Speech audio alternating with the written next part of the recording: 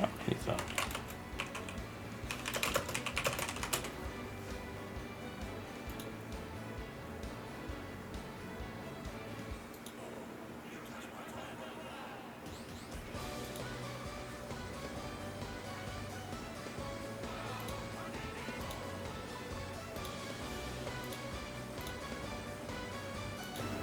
Okay, great. Let's see if we got the sound coming in. Yeah, I completely changed all the audio settings, so I'm not too sure how this is actually going to go. Intense keyboard typing. Hey, Azri, you don't need a sub. Nobody needs a sub here. We're just here for a good time. Clickety, clickety, clickety, click. Oh, it froze. All right, well, that didn't work. Oh, man. Let's see, there we go. There's a shout out. All right, let's see what else we got. Anything that's going to go wrong is going to go wrong. What the heck's a hype train? Let's see. There we go. The only sub I don't sub to is the Ocean Gate. Oh, you went there. You absolutely went there. You poor, unfathomable soul. All right, so we need to have a new tab. New window. So we can figure out all this stuff. I'm going to pop this one over here. It says that we're live, so yeah. Okay,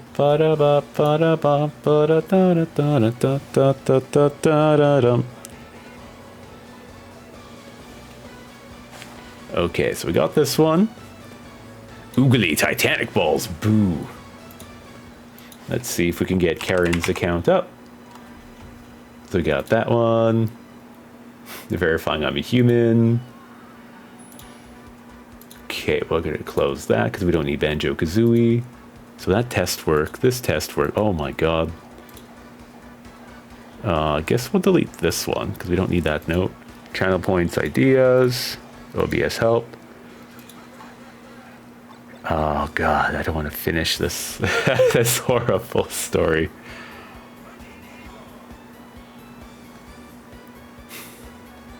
Bro, this is gonna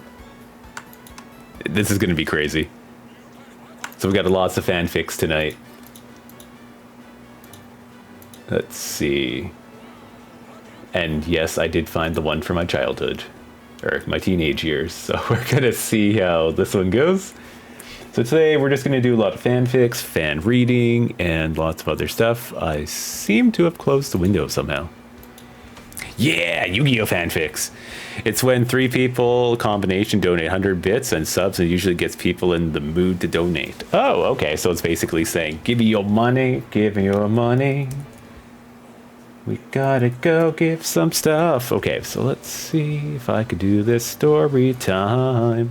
Please. Oh my god, he just resubbed. Let's see if we can pop this up. Most people do it to bully the streamer. How does that even work? How does that work? I'm gonna bully you, so give me stuffs. All right, let's see. There we go. Haha, we got it up. Nice. It's gonna. Oh, is there an echo? Oh.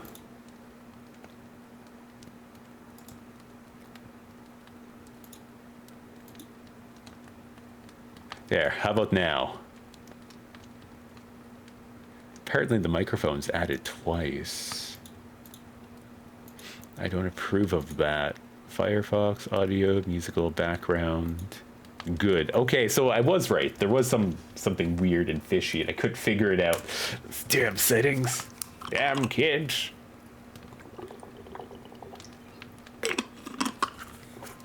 All right, let's go. Okay, so got lip stuff. When you have Fido service, can you hear me? Can you hear me now? How about now? No, I can't hear you. Sorry. All right, let's see. Let's see where this goes. Okay. 40 hours being awake? Bro, you dead. You dead inside. Oh. Okay, so we got this other thing. Taking apart this desk area. It's not pretty. Boop, ba-doop, ba-doop. Okay. Papaya. Coming up on 40 hours of being awake, alone with you. Was this one? No. Oh, that's the one we're gonna read. Yu-Gi-Oh! Jurassic Park. Okay, I can't remember if we... No, we didn't do this one. All right, so let's start. And I live alone. I've been hearing whispers. The people call me crazy. All right, I shouldn't be joking about that, but seriously though, sleep is not good. I mean, sleep is good for you. God damn, this cord's long. Sorry about that. Yeah, 60. Yeah, 4 days. That's your limit. That's not good. I feel very sad. Hey, look. Oh, you can't see the mouse here. Thoughts and actions. It says right here, there's Yugi's mind link, Yami's mind link, and we got the chapter authors. All right, let's go. I'm gonna just scroll this over just a little bit. Used to do 8 days. What the hell's wrong with you people? 8 days of sleep. Yeah, eight days is not healthy. Man, I feel bad. Wait, wasn't there a command for blue? Or was it purple? Let me double check. Purple! There we go. Oh, okay, maybe blue didn't have a command. Was it bleu? Did I spell it in French again? Bleh. Nope, I just can't spell. Huzzah! No surprise. All right, let's go. Welcome, and thank you for coming tonight, so we can all suffer together. And I'll get that stream deck one of these days. But we got the audio. I was 12 and it was summer vacation. Keep going, keep going. It was 12. I mean, you were 12. It was summer vacation. Crazy things happened. You did things you probably shouldn't have done. And then your body exploded. You were up for 8 days straight. You were excited to go to the beach. And then a donkey came out of nowhere. The donkey was flying. Something like that, nah? I started seeing ants that weren't there and colors blending together. Oh, it sounds like a psychedelic trip or when you do ketamine and you're not supposed to. Okay, I'm going to start the story and we'll see how far we can get today. I'm going to try 2.5 hours. God, I also got like blood and stuff taken today, urine samples and lots of cool stuff at the hospital. So my body's like, we doing good. All right. Oh, it looks like I'm spiking on that mic there. Let's see. I'll turn that down just a bit. Okay. Do I even have the right microphone settings up? Yep. That sweet, sweet sound of crackling popcorn. Just kidding. Oh, do you want more popcorn?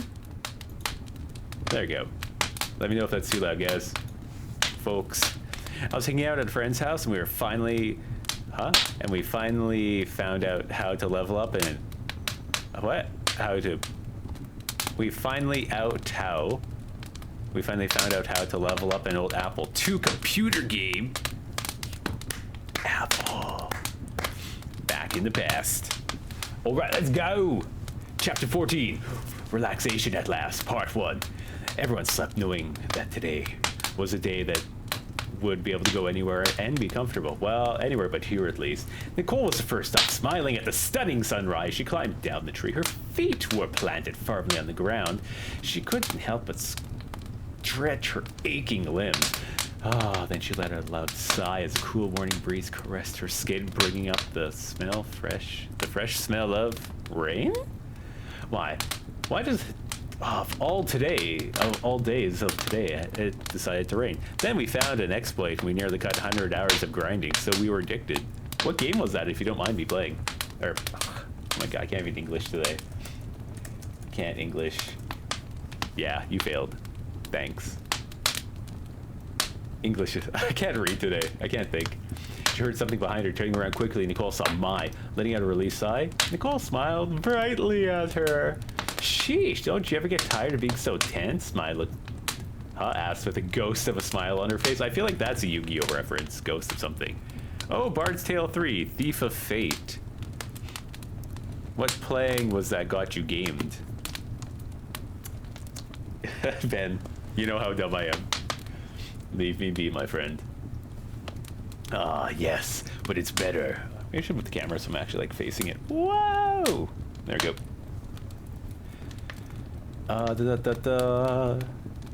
Let's see. She should ever get tense. Goes to a smile on her face. Yeah, but it's better than that. It's better that I'm tense and we're on the edge. Otherwise, we could not have easily have been here today. Nicole replied gravely. Oh, soon everyone was awake and they slowly started to trek. What? Started their trek to the ocean. Halfway up the hill started to rain. Not just a sprinkle kind. I just like imagining like sprinkles falling from the sky. Get your game on, Persona. I do have a very cringy story for all of us to read, and I'm embarrassed, but I did find the Tales fanfic, and it's bad. I haven't read it. I only read the journal entry. Name oh! Oh, I actually couldn't hear that. I actually couldn't hear that go through. Let's see. Let me try again. Mental health. Hey, kid. Oh, man, I can't hear the Wanna words. see some magic? Yeah. Okay, let's figure out the blurbs. Bloop-a-doop-a-doop, mix it up, blurbs. It's going to go figure out all these blurbs. Custom control, shut down, page permissions.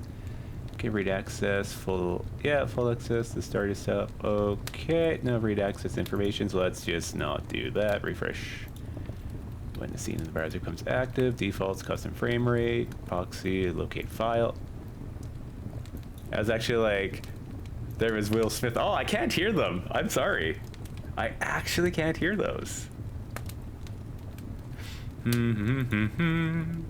let me figure this out. I want to hear blurbs. Blurbs are bad. Okay, let's see if we can do this. Add this audio. Oh man, this audio crap is crazy. It was loud enough to feel like I was adding words. Oh man, that's good.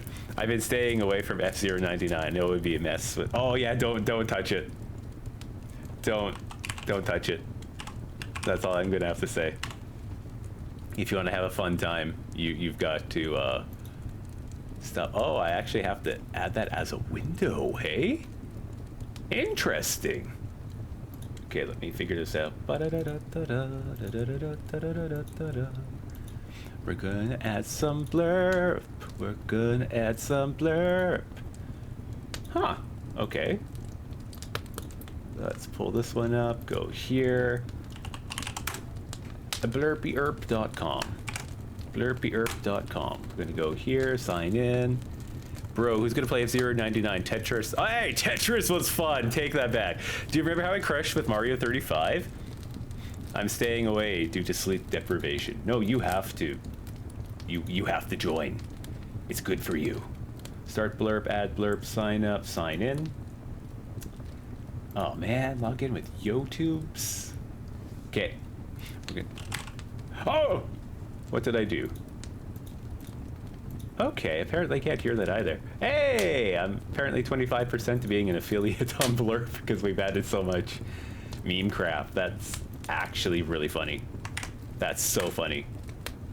Okay, let's go here. We're gonna go to the Blurb machine. No, apparently you could hear Blurb, but I can't. So it's... Oh, I don't have audio output. Oh, okay, output. I will send you to let's try this Jesus. again.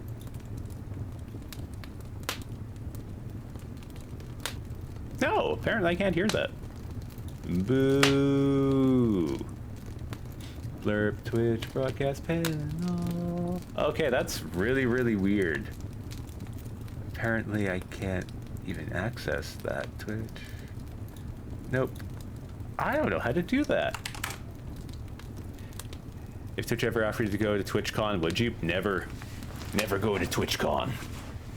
It just doesn't seem like a fun place, personally. I prefer the stairs. I was crazy once. I had cats. I was locked in a room with cats. Okay, so... Okay, so you guys can hear the sounds. That's good. I cannot hear the sounds. That's not good at all. Oh, Discover? Is this what this one's called? Discover trending. Okay, so let's add this. Oh, I'm not good with this audio stuff. Speaking of cats, got a new cat tree for the... Oh, a new cat tree for free. How much? Don't even answer. Don't even answer that. I just answered my own question. Okay, so did I not have audio thing here? Yeah, don't. I know what I said. I know I screwed that up. Access microphone, permissions. So what if I get rid of this one? Oh, well, that was probably a bad choice. Let's get rid of that one. I still can't hear it. Okay, let's put a blurb thingy in. Whatever this random one is. Hey, kid. The free kind, brand Wanna new. see some magic? No, it says played something, but I can't hear it. No. Happy. Okay, let's go back to our audio tracks, audio properties, mono balance. Oh, that's... Oh, God. I absolutely don't even want to deal with this right now. Okay, which one's this? Mic auxiliary, turn it off, 1, 2, 3, 4, desktop audio.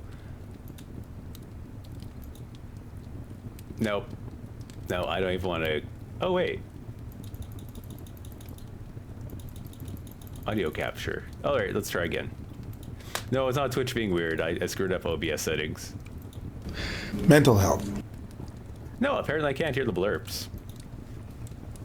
All right. Yeah, so disappointing. But if everyone else can, I guess that's okay. I mean, I'd rather you be able to hear it. Properties. Yeah, the properties are all fine, so it's definitely something on my end. It's very loud. Okay. All right, well, let's not destroy your ears. Here, how about this one? Is this okay? I sound like a 14-year-old, but my boobs are huge. Took a life for an ear and just lowered my confidence. Oh, man. Okay, so apparently this one's gone. That one's gone. The playlist is there. Apparently I did the stream deck here at one point. There, was that audio quality? RIP. And this is why you don't screw around with the audio settings, guys. Properties, advanced properties. Man, I thought I had this and I spent like an hour doing this earlier. Monitor input off. Chat SE. Everything should be on the first track. Second track. Desktop audio. Man, I don't even know.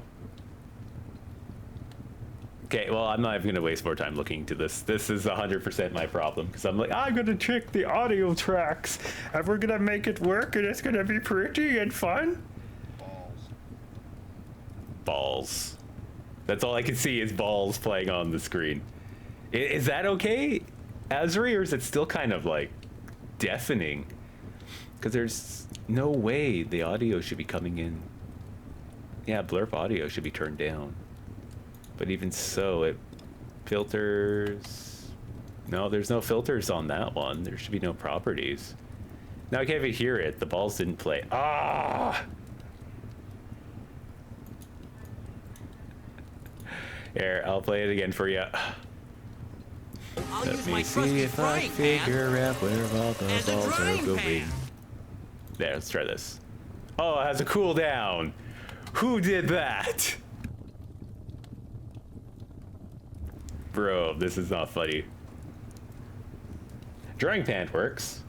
Now the high-pitched ones are way too low. Oh.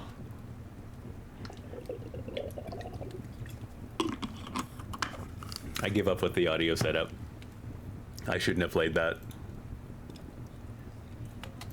Balls. Okay, well, it's all good. Yeah! Okay, well, as long as it's good, we're not dying from people. Okay, so this should be okay then. Why can't I hear it? Because I have the audio output capture on. And it's within my properties too. Okay, sound levels back to normal. Okay, so it's something in the advanced settings, and it's between track 1 and track 7. And then if we go vertically, it's somewhere between 9 and 15. And I'm not going to touch this anymore. I'll figure it out. Audio monitoring. Monitoring output? I don't even know. Oh well. All right, back to the story. Since I screwed this up already. Lols. All right, where is our spot? I'm trying to sound excited, but man, this is just cuckoo cuckoo. I'm so sorry. It's like 21 minutes of just things not working out. But oh well, here we go. And apparently the background stuff. I'm terrified if we just get a game going. It's like, oh, there's no sound on the game, which means more testing. Anyways, we'll worry about that later. As long as we have fun, we're gonna make it good. Grab your fruit snacks and chips. It's story time, kids. Now, back when I was a young lass. Gah!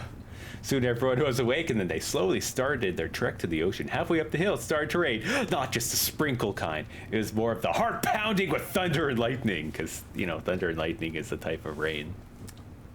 But I won't criticize that. God, why does this always happen to us? Joey yelled, frustrated at the sky. Ah, those clouds! Everyone chuckled lightly before continuing on. Even the rain couldn't dim their bright moods. Already they could feel the ocean's calming breeze drifting through the dense growth of trees. Kaiba stopped walking to take a breather, but mostly to breathe in the ocean's salty scent when he felt it. Oh. Back when I was just a spy. Golden Boy. Oh man, Golden Boy is crazy. Golden Boy is such a good anime. The vibrations on the ground alerted him that they could be in trouble anytime now, because Kaiba's like a friggin' robot in disguise. Running to the front of the group, Kaiba started to tell everyone as he passed him or her to get their butts moving. Feeling the vibrations of more frequent and clearer, Seto had to think of a plan, and quick! Running as fast as he could, Kaiba was able... Why did they go between Kaiba and Seto? Okay, I have one question. Blah, blah, blah. Running as fast as he could, Kaiba was able to reach the front of the group. Everyone move or else! Nicole, Yugi, and Yami shared a look of confusion as Kaiba stood there glaring before her, jogging a few yards ahead. Finally, comprehending what he had said to everyone, started jogging/running in a mad dash towards the waiting beach. As they reached the shoreline, their phone immediately started ringing. Everyone hung up on the person who was trying to call and started dialing for the nearest Coast Guard. As soon as they had the number almost punched, and they could hear a helicopter approaching. Holy crap! Everything's happening at once. As the helicopter came into view, the group heard a small, pained yelp coming from the tributary nearby. Oh, they used the wrong by. Looking around, they found Tristan. What? I thought he was dead. Tristan looked absolutely horrible, but at least he was still alive and halfway running up. What?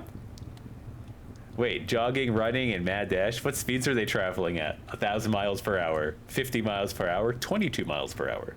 This is Sparta. Tristan looked absolutely horrible, but he was still alive and halfway smiling. Smiling at Mai, who was the one to go find him. As soon as the helicopter landed, Tristan was immediately loaded onto a stretcher. Mokuba was examined to make sure he wasn't going to die from whatever he had. Poor Mokuba. No one cares about him. Nicole stood off to the side, watching everything with a slight grin. Thing? Oh, I think it meant things. Things went actually pretty well. Almost everyone got along pretty well with her and her friends, as well as each other. Many people would probably think that it wasn't possible that they would get along, especially adding the fact that they were on the most dangerous island practically on Earth with virtually no food or water. How did they eat, actually? Yeah, because they only had snacks from like Mokuba's bag, like in chapter 2 and like chapter 6. Hey Nicole, stop reminiscing and get on the chapter, Joey shouted as soon as the Nicole was in the... Can't take that seriously. She was just demoted from human to the Nicole. Oh man, that's funny. As soon as the Nicole was in the copter... What? was in, the copter took off. No sooner had it taken off, a T-Rex came charging out of the forest. It was the black one they had seen last night, except it was almost a shadow of a grain of its... What? Almost had a shadow of a grin on its face. With one last roar, it disappeared not only from view in the helicopter, but back into the forest. Yugi watched as everyone laughed and talked about his spot on Yami's lap. Looks like something is back to normal. Ew. Yami chuckled, burying his head into Yuki's hair. If you could even call us normal, you know, I almost missed don't think about saying anything about her. I probably would have killed her myself if I had a chance, and I'm getting even tired of thinking about her. Sorry, behind. Yep. Oh, Yugi interrupted fiercely. Sorry, Aibo. Yami murmured with amusement, laced in his voice, not with his voice. That was dark. Yeah, he's like, I would have done it back in my day. Obliterated that lady to the Shadow Realm. Why are you running? I can see Why the are you running? notification, but I can't see. Oh, why are you running? This is legit high school experience. Yeah, it's peak high school. So good. So good. Merrick, hearing the slight chuckle, turned around. What's so funny? Your face. Yugioh.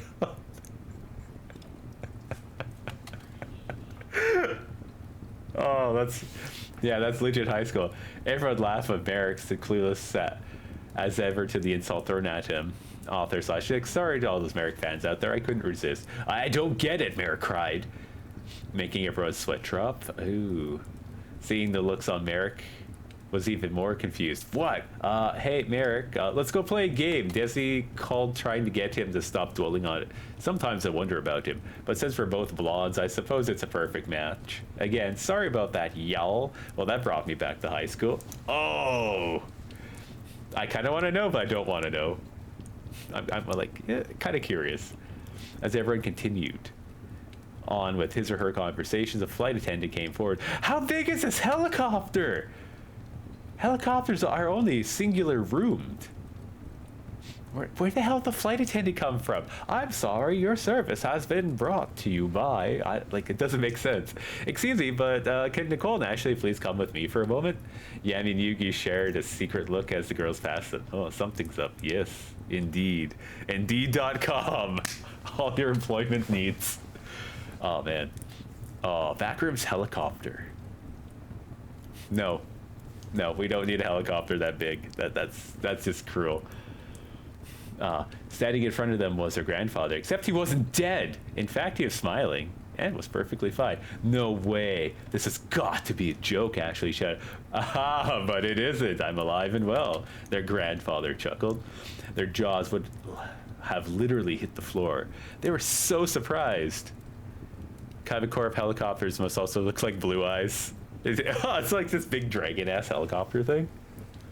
That'd be pretty cool, to be honest. This had to be too good to be true, right? Nicole and Ashley had to rub their eyes to make sure they were like seeing thing, and every time they opened them, he was still there in the flesh. It wasn't physically possible for anyone to come back from the dead, so how was he there? Just wait a sec, you were dead! They found your body and it had snake bites and everything, Ashley exclaimed, as the others came filing out after hearing the commotion. When they turned around, Taylor and Joey, having heard the whole conversation because, you know, they had been in front, stopped dead in their tracks. Both turned pale and yelled simultaneously, "Ah, ghost!" Must have scared away the T-Rex.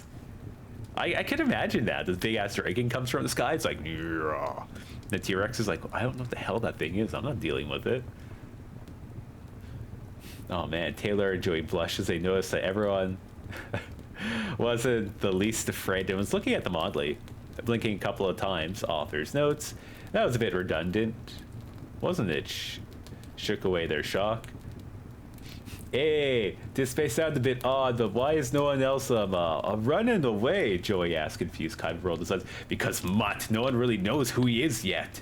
Joey's eyes flashed dangerously at the comment. Well, Mr. Know-It-All, if you were out the side of the door, well, then you would have thought this guy was supposed to, you know, to be dead, especially when you hear something, when you hear someone say, you were dead, yo. That's a bad accent. Just imagining the Trex from Toy Story. Hey guys, we're going on an adventure. Oh man. Ew. Mokuba noticed that his brother's no space, good grammar, sexy, was increasing at him, as well as Joey looked as they could punch each other's brains out any second, so he naturally decided to do something. Hey mister, who are you?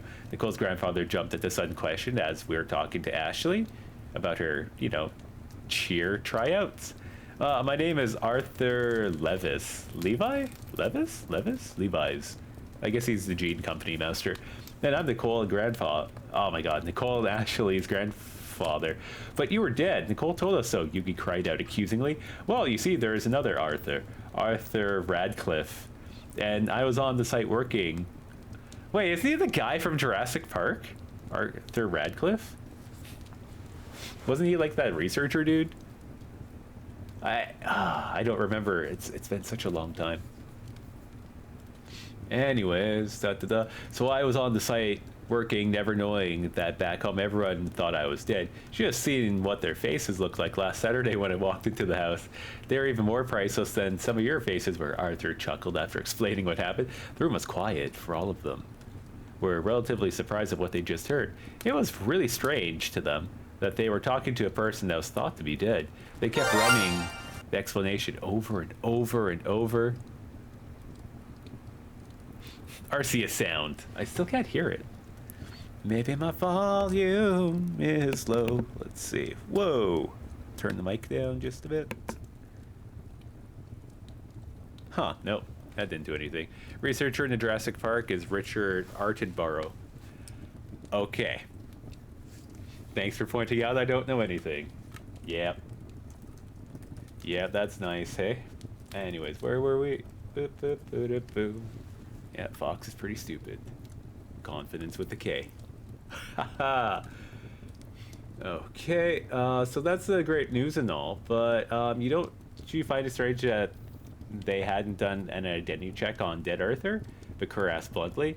Everyone's sweat dropped while Rio bopped Bakura over the head. You are an idiot. They're supposed to respect your elders. But I'm all... Bakura began to say. It's alright, Rio, Arthur laughed. Rio jumped, hearing his name used by someone he hadn't even met before. How did you know my name? Well, Arthur began. I suppose that it could be a combination of two things. The fact that I talked to Solomon and Nicole, but mostly reading her letters from Yugi after she placed them on her desk. Nicole blushed as everyone chuckled at Arthur's comment. No space. Oopsie. Need to make sure I place my letters in a better place. Such as my note box, not book. It's papaya. There's probably not lots going on. And the shout out failed. Womp womp. No, actually, no, I don't think there's anything to show, to be honest. We'll figure out who this is one day. Okay, we did that. Oh man, how long does this chapter go on? It's like so rambly and crap. Yugi yawned as he leaned into Yami's embrace. It was quite funny watching Nicole and Ashley's shock turn to pure joy, but right now I need a nap. Yami sensed Yugi's exhaustion through their link. Smiling, he excused both of them. How big is the helicopter? What the hell? And no one's like tending to Tristan? He's like just dead? Bro. Doesn't make any sense. Smiling as he excused both of them while picking up a blushing Yugi bridal style and took Yugi to lay down in one of the helicopter seats. This fanfic is a mesh of my thoughts when I'm half awake, half asleep, half alive, half baked, half just existing. Just when Yami was about to go talk to Arthur and maybe ask some more questions about his finding in Egypt, he felt a hand grab onto his wrist. Looking down, he smiled at Yugi's tired, pouting face. Do you want me to stay, Hikari? Yugi questioned. Yugi nodded as soon as Yami had laid down. Yugi snuggled deeply into his embrace. Then Yugi was out like a light. He's like, boom! Bro dead, Half-Life. Hey, we're all in that same mental state right now. We're all just not functioning. Yami watched his little angel sleep and listened half-heartedly to the conversation in the other room. So there's like more than one room in this helicopter. Jeez. Soon Yami's eyes began to droop as he couldn't fight the sleepy feeling, and then he was sound asleep with Yu-Gi-Oh clutched in his embrace. A few hours later, Yami awoke to the feeling that they were descending. Sitting up and stretching slightly, He thought everyone was getting ready to get out of the copter. Sitting up even more, Yami looked out the window to see they're landing on top of the Domino Regional Hospital. Yugi, Yami whispered, shaking Yami lightly. Kovito, it's time to get up. He's just grabbing him by the cuff. Get off, you! Yugi started mumbling some incoherent words, but Yami caught a few fragments through the mind link. Yes, Ikari. You have to because we're home. Yugi's eyes shot up as he sat quickly. Wait, really? We're home? Yami smiled and shook his head. Yes, little one. Now come with me. Come to the land and come to the free. Yay, power bombed him. Oh man, how's he doing? Mai asked, looking at Taylor. Taylor looked at her confusedly. How's who? Joey! Mai exclaimed with a slight roll of her eyes. Taylor blushed. Oh, he's okay. A bit angry at Kaiba for insulting him. He always lets little things bother him, doesn't he? Mai said all-knowingly. Okay, that sounds like Mai, just being an absolute arrogant bee. Why? Why, yes he does, Taylor chuckled. Tay, you really need to stop saying that. Nicole cried / whined as she passed by. Isn't there a word for crying and whining, like whimpering or something? As she whimpered by, Taylor giggled and oh, I read that as a gun and grabbed the gun. I'm like, what? Taylor giggled and let a big grin. Why, yes I do. Nicole rolled her eyes as she walked away, muttering something to the effect of, no more Harry Potter British movies for you. Oh, Harry Potter friend. Can you smell what the Yugi is cooking? He's cooking sweat, cringe, and all the things we don't like. That's probably what I'm feeling right now. Oh, no. Oh, that's cute. Edith had no idea what to make of the crystal growing kits till Dad explained it.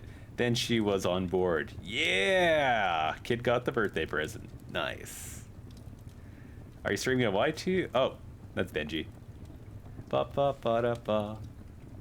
All right. Why, yes, he does. Okay, blah, blah, blah. Taylor giggled and let out a big grin. Why, yes, I do. Harry Potter. Nicole's definitely lost it. Bakura chuckled, but yelped as Rio hit him on the head yet again before they were all jolted forward as the helicopter landed. Paramedics threw open the door and rushed in, shoving Nicole, Asha, and Yugi to the floor. Hey, watch where you're going, jerks, Mokubus said as he helped Ashley up. The paramedics were about to retort when icy glare set by Kaiba and Yami stopped them. Sorry? Why, yes, I am. Oh my god, Yugi green eggs and spam. Do you like green eggs and ham? Yes, I do, Sam, I am. I won't eat them in a house. I will not eat them with a mouse. I will not eat them here or there. I will not eat them anywhere. I will not eat them with my socks. I will not eat them with a fox. And I can't remember the rest of it. That's probably not even the right order. But yeah, green eggs and spam by Dr. Benji. Da da da da da. As everyone waited as Tristan was wheeled off the copter before they got out. Before the group that rushed to the nearest elevator to get home and take a nice hot shower. Because we all need to shower. Oh man. Showering's nice. The group then rushed on. Oh, I read that. Before they could even get out of the hospital, reporters surrounded them. Ah, Mr. Muto! How is it that you survived? Mr. Kaiba, were you expecting to get home in one piece? Mr. Muto, who's the look-alike? No more questions, Joey roared. As the reporters kept pressing closer and closer, trying to get comments from the group, the reporter stopped talking for a moment before slightly glaring at Joey. Who do you think you are? They all asked that once before, leaving Joey to wallow in his pity and asking more questions. Who are you? How are these 4 girls connected to you? Is one of them your girlfriend? This is logged from my ex's angry text messages. We're almost there. The page is getting closer to the end. Solomon and Arthur chose this time to exit the hospital. Seeing the grandchildren and their friends surrounded by a wild mob of reporters, they looked at each other and quickly formulated the plan. All right, everybody stand back, Arthur yelled at the unruly mob. You all shall have to set up interviews with whoever you want and sign a form before you can question them. You can schedule who you want to interview 2 days after today, so give them the room, Solomon yelled. The reporters topped. They topped.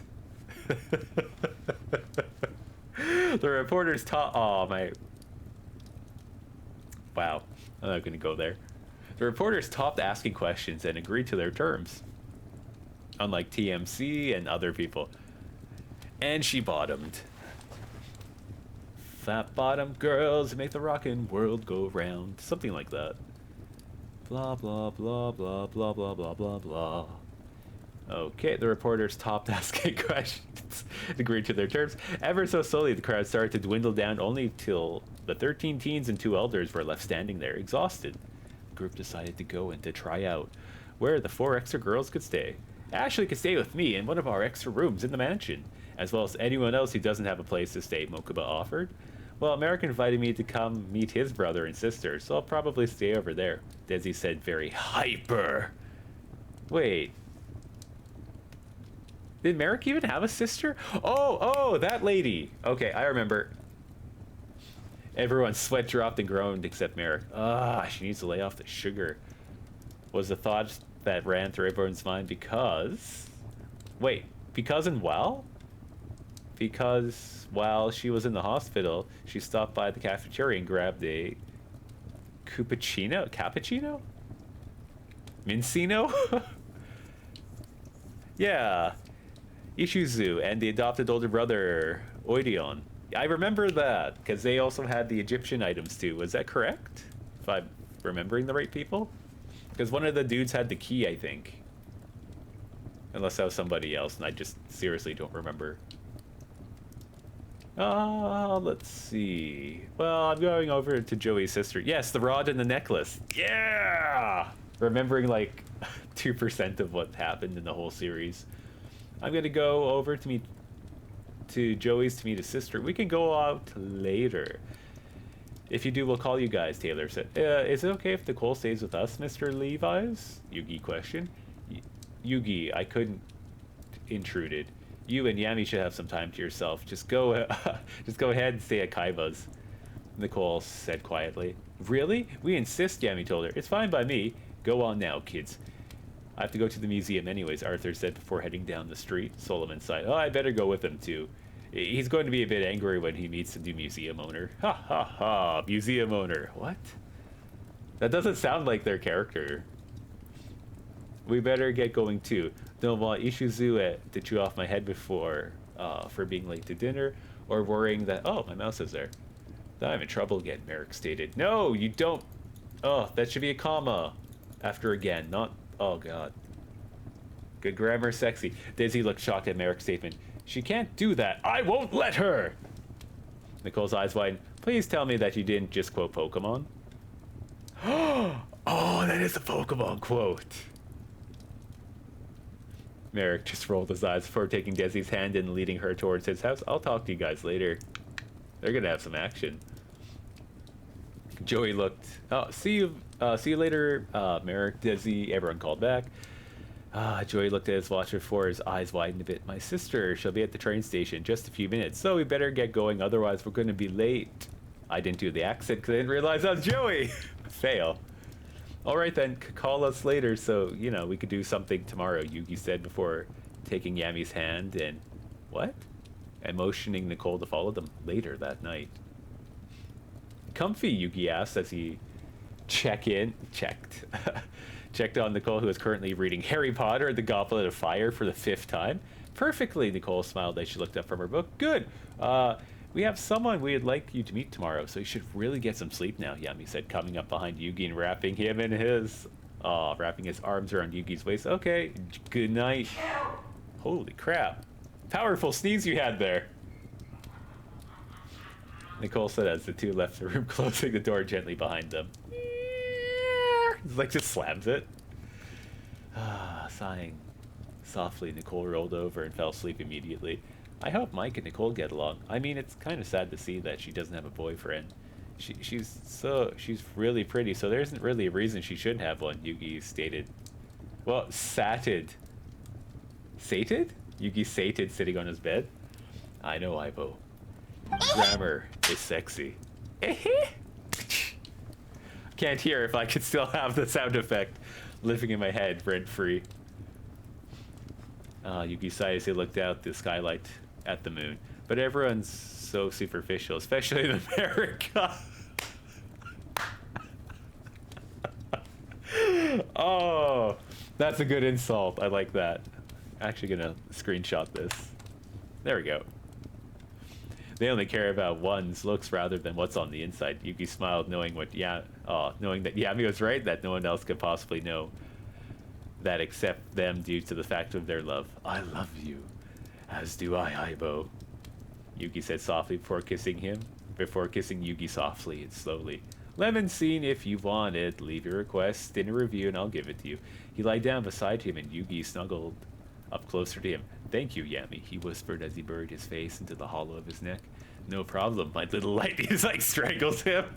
America! Oh, that was not Melanie. That was Pinky sneezing loudly. They slept knowing that tomorrow evening was when they'd have to say goodbye to Ashley. Yugi turned into Ubisoft.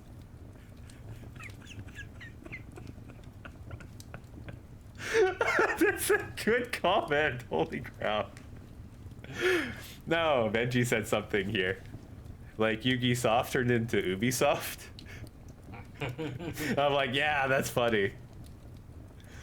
Oh man, so how bad is this chapter? Womp womp womp. I guess we'll never know. I guess we'll never know. Probably removed for reasons. Well, I guess that's not a bad place. Alright. So, did you ever get that cover letter finished? Yeah, I put the cover letter with the email.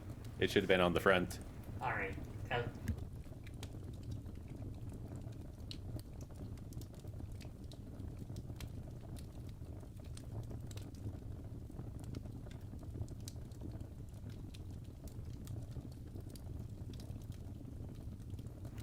And now it's time for Pikmin. So did stream hear that sneeze? Yeah, the stream heard that sneeze. That was loud. I don't know what the hell you're doing. Snorting coke or something? A little bit of coke! Ah! That's my small sneeze. What the hell's your big sneeze?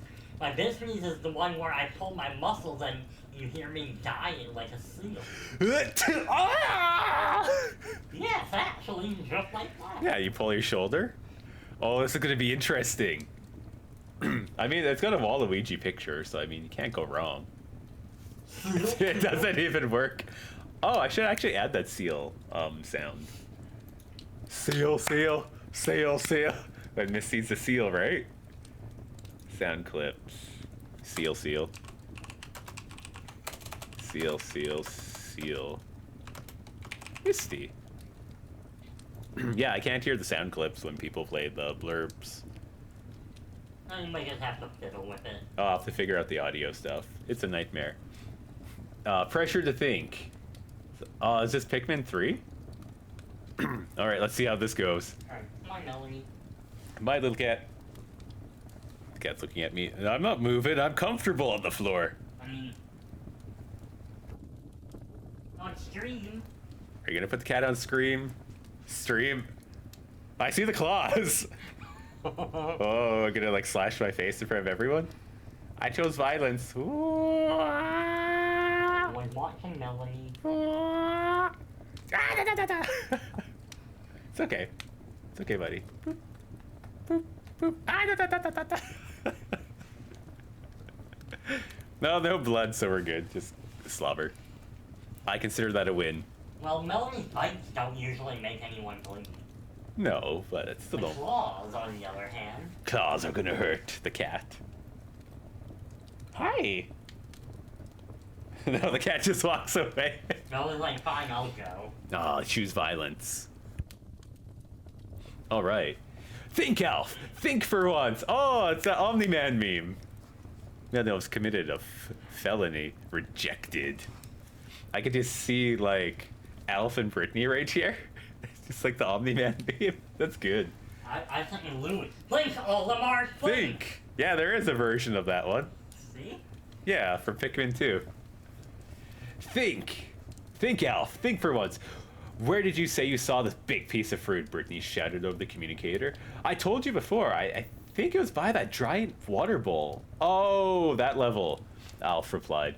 I'm already there. I've looked all around it, and I'm telling you, I don't see anything. Well, maybe you haven't looked hard enough. Or maybe someone never saw a piece of fruit at all, and he mistook it for a bowl of water. Why is there a 1? Oh, bowl of water for 1. So typical, Brittany grumbled. What was that? Nothing. Did you ever ask yourself, did you really see a piece of fruit from the sky? Or was it just your imagination? Brittany, I know I'm right on this. I know I've messed up before, but I know I'm right on this, Alf insisted. Oh man, you've gone delusional. Hey, you two, quit your squabbling, Charlie commanded. Sorry, Captain, they both meekly replied. Thank you. Say, I just found a big piece of fruit near this tree, not far from where Brittany says she is. I'll have the Pikmin bring it there. Back to the ship immediately. Silence. See? I told you so, Alf boasted. That was cute. I like that. That's actually really short. Bad ending. Let's see. Olimar's log seen before and after the bad ending. One off. Alright, let's see what this one has here. I thought these Pikmin fanfics would actually be longer. I haven't read them before. This is just like click, click, click, click, and then just going in blind. So here we are. 29. Greetings, this is Olimar again. It is the 29th anniversary of the crash of this unnamed planet. Just one more day until my supply of air runs out. I only need a single component of my ship and I can leave. Then I'm able to say I survived. I recently found that Pikmin... Huh? I'm curious about what Animal Crossing fanfics are like. Alright, well let's go look. Well, let's find an Animal Crossing fanfic after this one. Wait, I think I have one more actually. Boop. Okay, I've got one more after this, and then we'll go find an Animal Crossing one. I'm scared. Oh, Mario Sunshine. Is there Sunshine fanfics? Calling it now, there's gonna be Anka fanfics. And probably one about Tom Nook and Bondage. Tom Nook and Bondage? I could see that one. Well, you've seen the meme, right? Yeah. There's another way you could repay your debt. As he's like half stripping. Gee, Mr. Nook, I don't have any money. Maybe there's some other way I can repay you? The hat! Give me the hat! What? Just like jumps and starts clawing your face? Oh no, Scarlet and Violet fanfics. I don't know if I want to get into that territory. Just keep Tom Nook away. Well, I was gonna be like Penny and Nimona stuff. No, I agree. Ew. That's a cool hat, though. Let's see. I recently found out that Pikmin are acting worried. Perhaps they know I'll either leave or end of log 29. I read last night's log. I still can't find the last part. Checking my tank, I find that I only have a few minutes to live. As I sat in the captain's chair, I began to write a new log. 30. Greetings, Olimar here for the last time. I'm attempting to leave this planet. Surely it will work. No, it wouldn't. I'm only trying to keep up my mood. If you find this, my ship's rubble. I'm certainly dead. End of log 30. Okay, I'm firing up the engines. I see my screen on the ship. Error, error, error, it reads. I cannot believe it. Why didn't it work? I think I'm going to crack. Dead. But any fanfic with Mr. Rossetti has to be good. We'll see, actually. We'll see how that goes. If you can find something quickly, that'd be super helpful. I'll throw the, oh dear lord. You can even see what's on my screen. There, I'll throw that in the chat, and then if you find anything weird or cool or funny, just let me know, and we'll read it. We'll read it badly, out of all things. All I see is red. I can tell I'm suffocating. Weird, suckery things are touching me. I'm starting to pass out again. Maybe I'll see my mother again. I hope my landlord will be nice to my family, won't evict them. I hope my wife won't feel too miserable. Okay, my vision is going bad. I can't see and I feel weird. Am I buried? Did the Pikmin bury me? This isn't the afterlife I expected. I am obviously dead, but it feels like I'm on heavy anesthetics. I can barely remember things. I also feel like I'm being tugged now, and I'm coming out of the ground. Ugh, I feel sick. My vision is blurry, but I swear I can see Pikmin. Maybe they are the Pikmin that were killed by the Bulbarbs while trying to protect me. I feel absolutely terrible. I think I'm passing out again. 31. Olimar. I think I died. Well, sort of. I died physically. My heart stopped beating. When I passed out, I wasn't so conscious, so you could say that my brain died. On to how I'm writing this. The Pikmin took me to their onion. How do I know that, you ask? Well, you could say I'm a Pikmin now. I feel like me, but I can't remember too many things from before, probably because my brain started to decay. They communicate through smells, which I can understand, probably from instincts the onion had implanted into me. None of them know their natural lifespans, so hopefully they are like most plants, long living. I don't know if I could ever go home. Probably not. At least I don't need to eat or even breathe. This leaf on my head does that job for me. I was Olimar, I think. Sorry this log was long. End of log 31. Bro just straight up died and came back from the Pikmin. That's kind of morbid when you think about that. And what's this one? Pikmin belongs to Nintendo! 31 days since impact. Wait, is this a continuation? This is by Flitty. What was the other one? No. Astrolic 13. Ah, Astrolic. That's funny. Alright, let's see. Published July 3rd, 2017. That's like 6 years old. 31 days since impact. I failed my mission.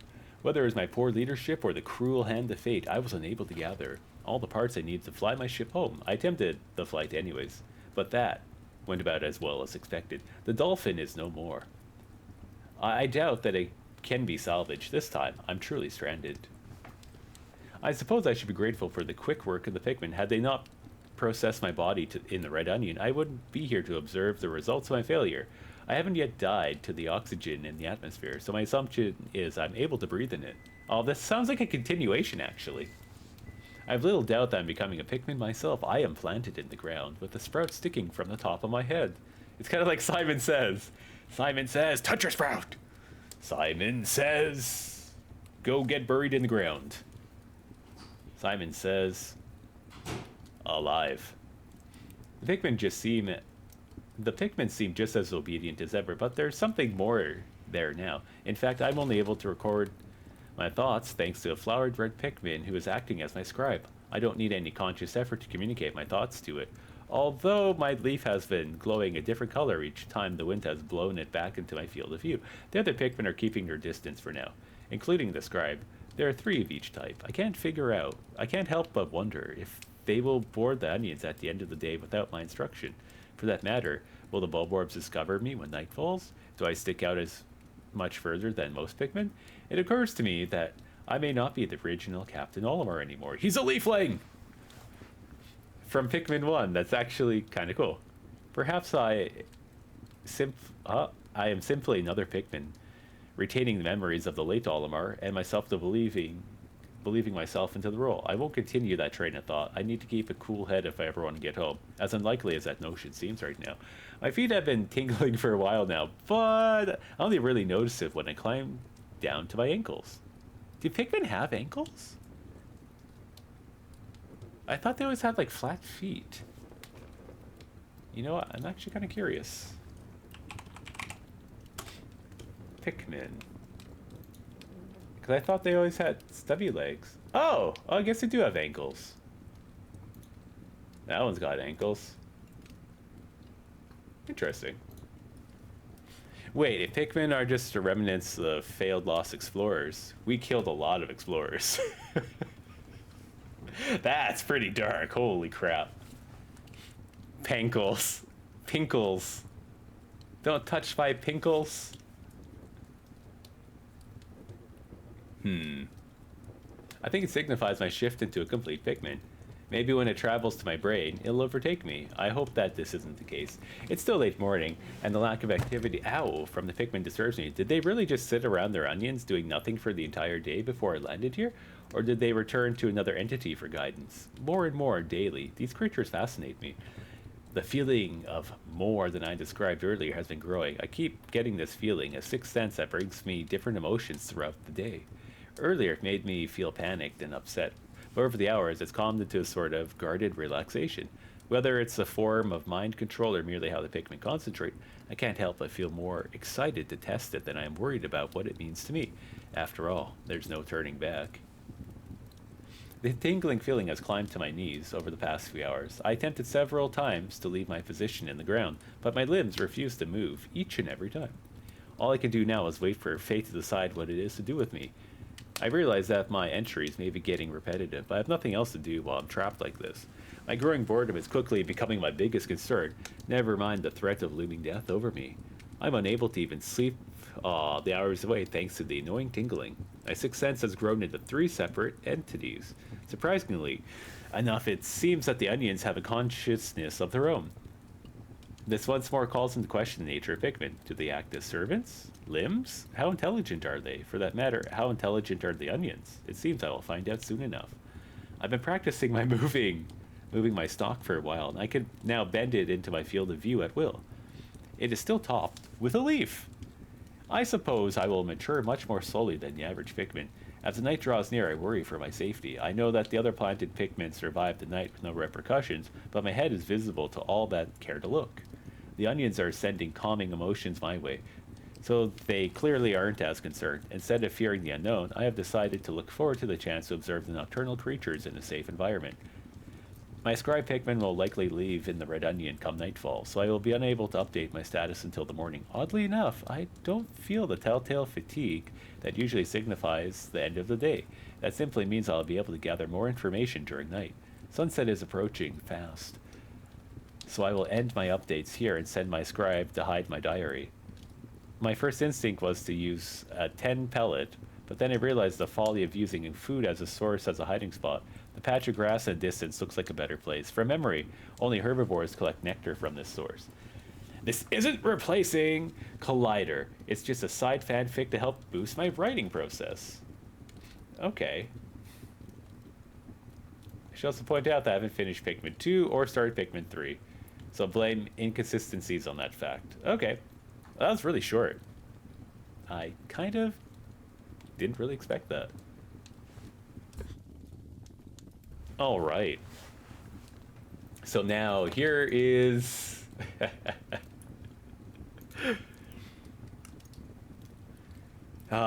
Tales of the Abyss, A Wish to the Starry Sky. There are spoilers in this, and this is the one that I did write a long, long time ago.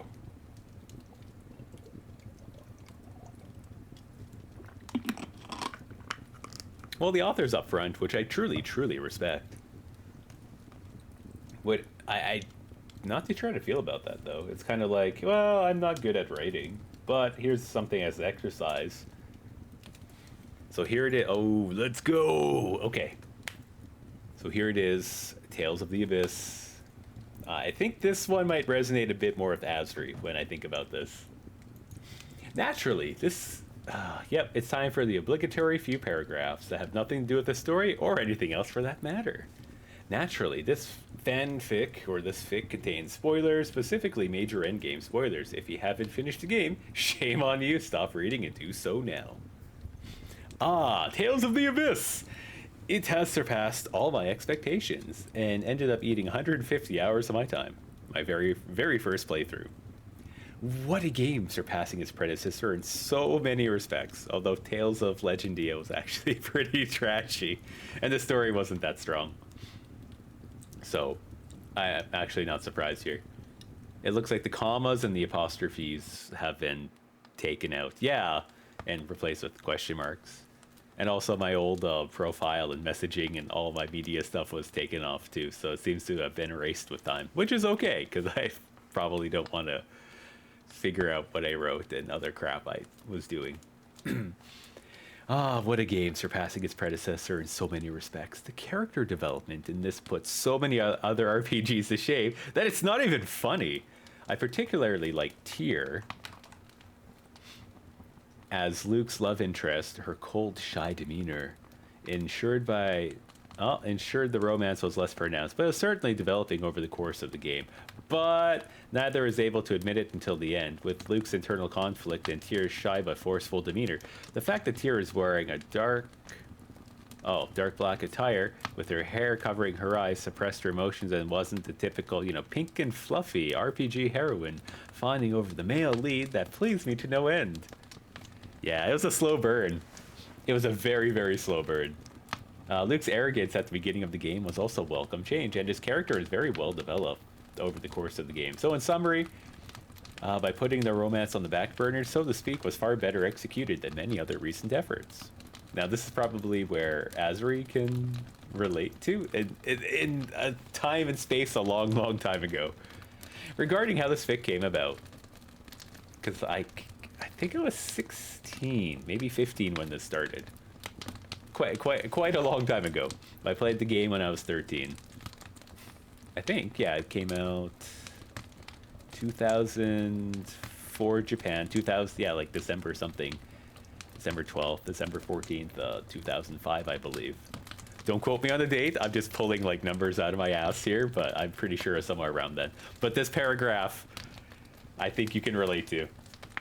I decided it was about time we had a Luke X tier fanfic on AFF that does some justice to what I thought was well-executed, non-conventional relationship. That was back in January. Now I finally got to finishing the fic in August. Yeah, 2005 sounds about right. Most recently, Odin Sphere and Oblivion have been distracting me from writing. Both are great games, so go buy them. You can tell how dated this is. The ever tedious real life hasn't helped matters either, and I have a bad case of writer's block for the past 6 months. My copy of Persona 3 arrived earlier this week, so I decided to finish this fic now, or else I never would. Jeanne d'Arc is on the way, and Wild Arms 5 is out next week.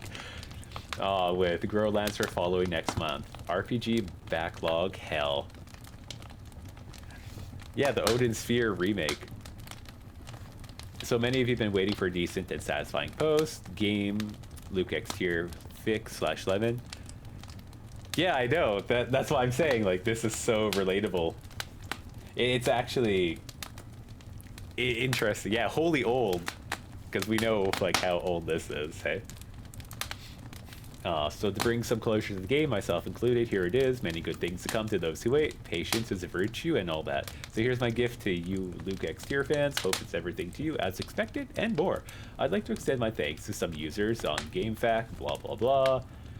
These are people I used to meet online. Oh, I can actually highlight on this site. So yeah, can you see the mouse? No, okay.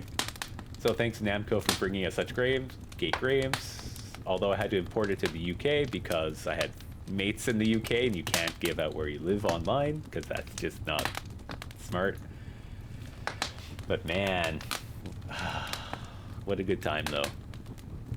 So yeah, pretend where you are online. Don't always dox yourself. Anyways, oh, why did they release it so close to Final Fantasy XII and a swarm of other RPGs? Very poor marketing plan, in my opinion. Now we've enjoyed Abyss. Currently enjoying Radiant Mythology, so more Luke X tier goodness. I want some more Tales of Action. So Namco, where the hell are the English versions of Rebirth and Destiny 2, hey? That, I used to say that a lot. Oh, one more thing. No more damn slowdown on the world map you hear, because the world map was so slow. Anyways, it's multi-chapter stuff. Here we go. Disclaimer 2. Blah, blah, blah. I don't own them. And it's a shame I don't make money for bad smut. Disclaimer ends. Alright, so reunion in I can't even remember how to say that. Selenia? So night had fallen upon the field of flowers, like a magical blanket hiding the ugly and accentuating the beauty of the luminous Selenia. The elegant singing girl sat at the centerpiece of that of this dazzling display. The world had moved on, yet had stood still. 5 figures wait patiently in Tartaro Valley. I still can't say that stupid valley name. I want to call it like Tartar Valley, which is not correct. They stood there, their steadfast faces akin to ancient watchers, here in the ethereal field of the Selenia flowers blooming in the moonlight. Their conviction was unshakable. A girl sings an otherworldly hymn in this forgotten place. Hand held to her heart, her words lost in the wind like so many memories gone by. Her heart gripped, oh my god, by both sadness and hope as she finished her song. A stark beauty amidst the pure white Selenia. You didn't come. The Kim Laskin? Is that how I say that? Kim Laska Lavalier. Yeah, so it'd be Kim Laskin. You did come, the Kim Laskin Lavalier princess stated softly. I believe your presence was requested at Luke's coming-of-age ceremony at the Duke's Manor. Natalia let her words hang in the air, seemingly unsure of the words that were coming out of her mouth. I'm not interested in some ceremony in front of Luke's grave. The singing girl cast her eyes downward as she whispered her reply. Her black-clothed form, almost a contradiction from her current surroundings. That's why the both of you came here, isn't it? and he's inquired of Jade and Natalia. Yeah, he said he'd be back, so let the others sit around and tell stories at his grave. I won't be joining them. Guy declared, his stoic confidence as in his friends, resolute as ever. A heavy silence pervaded the gathering, as the group awaited for what in their hearts, what they knew would never be. Each passing second felt like an hour. Even the defiant fire that sparkled in Guy's eyes gradually fading to but a flicker. Strong winds rushed through the valley, sending a shiver through the sea of endless white around them, itself like a gulf that separated them from their friend. Ah, I'm getting sad just reading this. But damn, that ending though. I just got to plug in the other thing here. So please wait a moment while I go do stuff.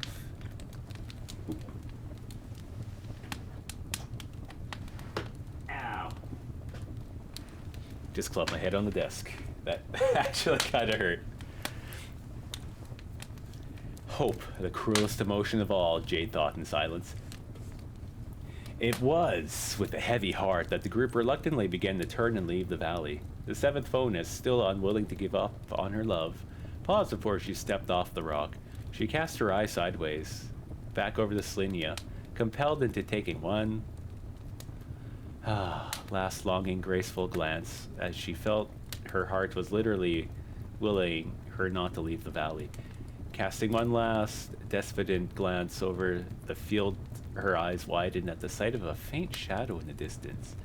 Scarcely able to believe what she was seeing, her heart and mind caught between dreams and reality. Bump. Yeah, it's just like more like, oh, hit her head on the bottom of the desk. Under the shimmering moonlight, a red-haired figure clad in the purest white began walking towards her. Everyone present in the valley whirled around as they heard the distant sound of footsteps approaching them. The girl stepped down from the rock as he drew closer to her, unable to take her eyes away from him. For a second, lest the dream fade away. I really like the word lest and tis back then. And 'twas, like, old English words. Finally, the two stood before each other, their eyes met after being separated for over a year. But why are you here? Her heart raced with 1,000 different emotions as she breathed in her soft, seeking words. Oh, this place has a nice view of Hod. And also, I promised someone. A smile spread across his face as he spoke. The singing girl struggled to stifle her overflowing emotions as she heard his words. Her lips trembled, the first droplets of liquid welling up in her blue, crystalline eyes as the realization sank in. Unable and unwilling to conceal her emotions any longer, she ran towards her lost love. The man's friends followed suit. A sharp gust of wind violently blew the red-haired man's cloak upwards as they approached, disheveling the thick mass of hair that obscured his face, which bore a contested smile as Tyr herself threw... her smile as Tyr herself... Oh my god. Tyr threw herself against him. That was tough. Holy crap. English, do you speak it? No, clearly not. Luke! Her voice wavering hysterically as she alternated between crying and hitting his chest, her emotions pouring out. What? Where have you been? She voiced all the questions as they wanted to ask, staring at Luke intensely as if trying to draw out the answer with her eyes. Yet they all knew what the answer would be. Tyr, everyone, I'm back, Luke answered. The Yugioh Fan-fic has ruined your ability to read. Oh, 100%. It's absolutely destroyed my English. It's so bad. I still enjoy this, but it's still bad. It's so bad. Let's see. Luke answered in a very matter-of-fact way, looking over his head. Oh, looking over each of his old friends in turn before returning to his attention to the girl before him. He opened his mouth to speak, but Tyr silenced him, putting a finger to his lips. I wonder... Shh.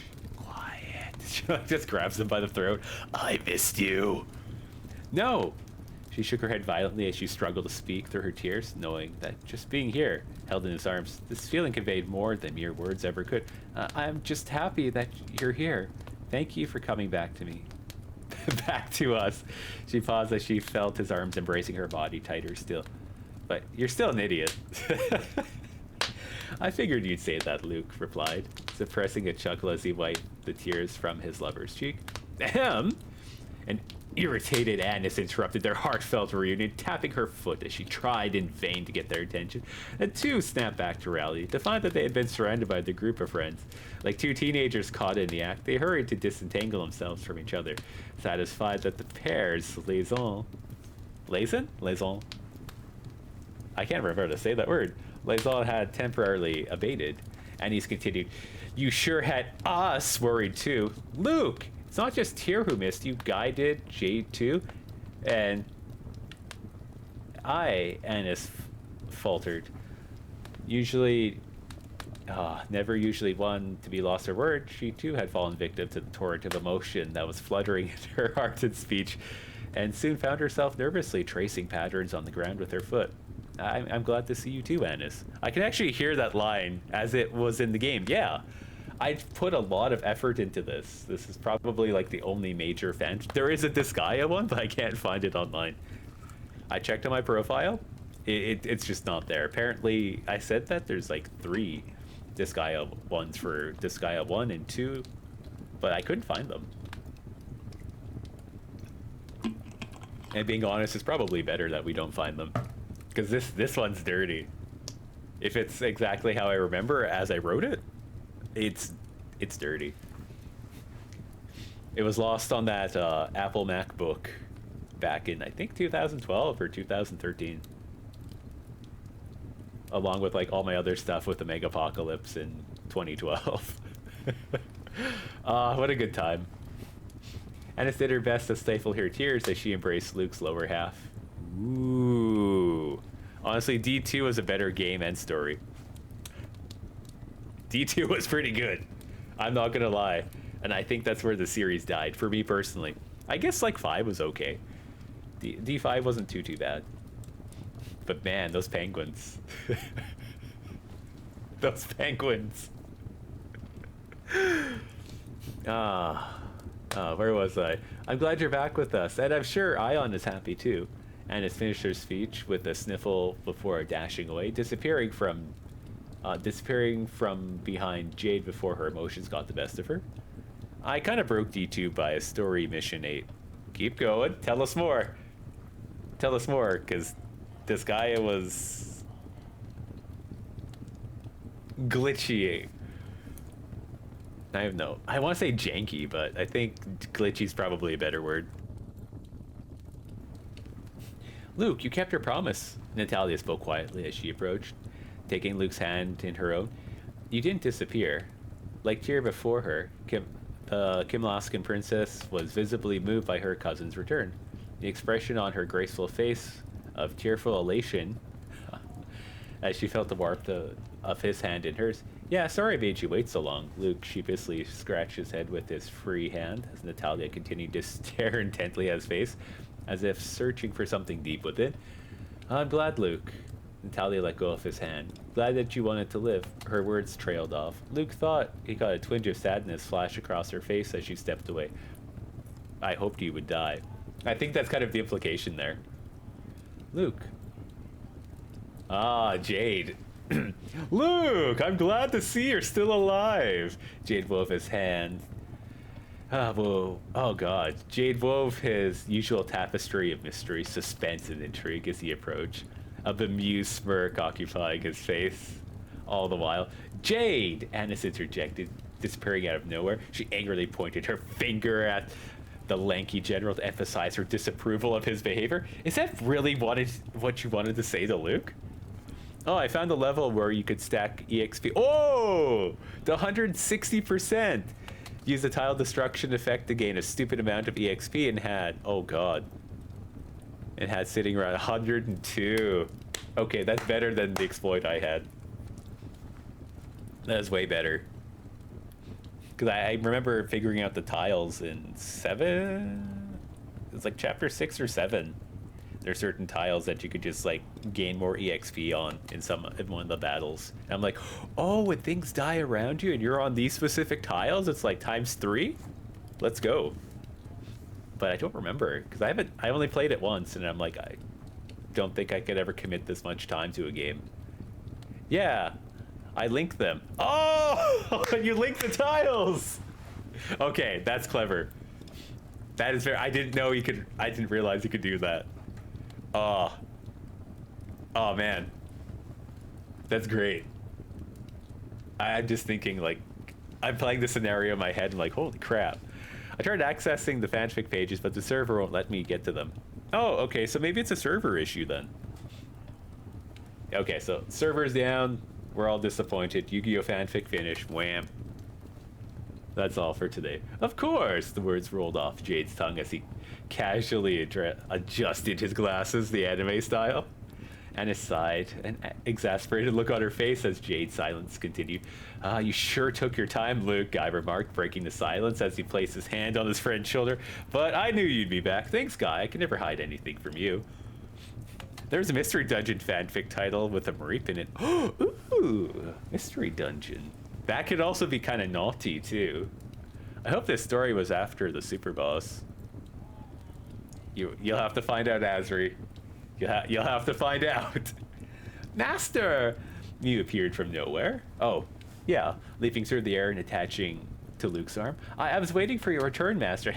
I see you've still got that ring, Mew. Luke chuckled at the talking Chico, noting he was still wearing the sorcerer's ring. Yes, it was a gift from you, Master. I'll always... Oh, God, that voice. I'll always treasure it. However, like that squeaky voice. Oh! Well, it looks like we're all back together again, Annis announced triumphantly, looking at the gathering of friends with a smile on her face. Yeah, it's been a while, Luke replied, battling to detach the overexcited Chico from his arm. Indeed, but we should be heading back soon. We can talk further tomorrow. Jade cut straight to the point, and once again turned to begin striding out of the valley. Jade! Annis fumed, stomping after Jenner. You ruined everything! Sorry. The necromancer's trademark smirk occupied his face as Annis buzzed around him like an angry insect. Don't fall behind, you two. Noelle and the Abior won't be waiting around all night. Guy nodded to Luke and Tyr before departing with Natalia, falling a short distance behind the squabbling pair in front of him. Luke watched his friends lead the way out of the valley before looking at the beautiful girl standing beside him. The fire of life was now rekindled in her eyes. Gesturing to their departing friends, Luke asked Tyr, shall we go?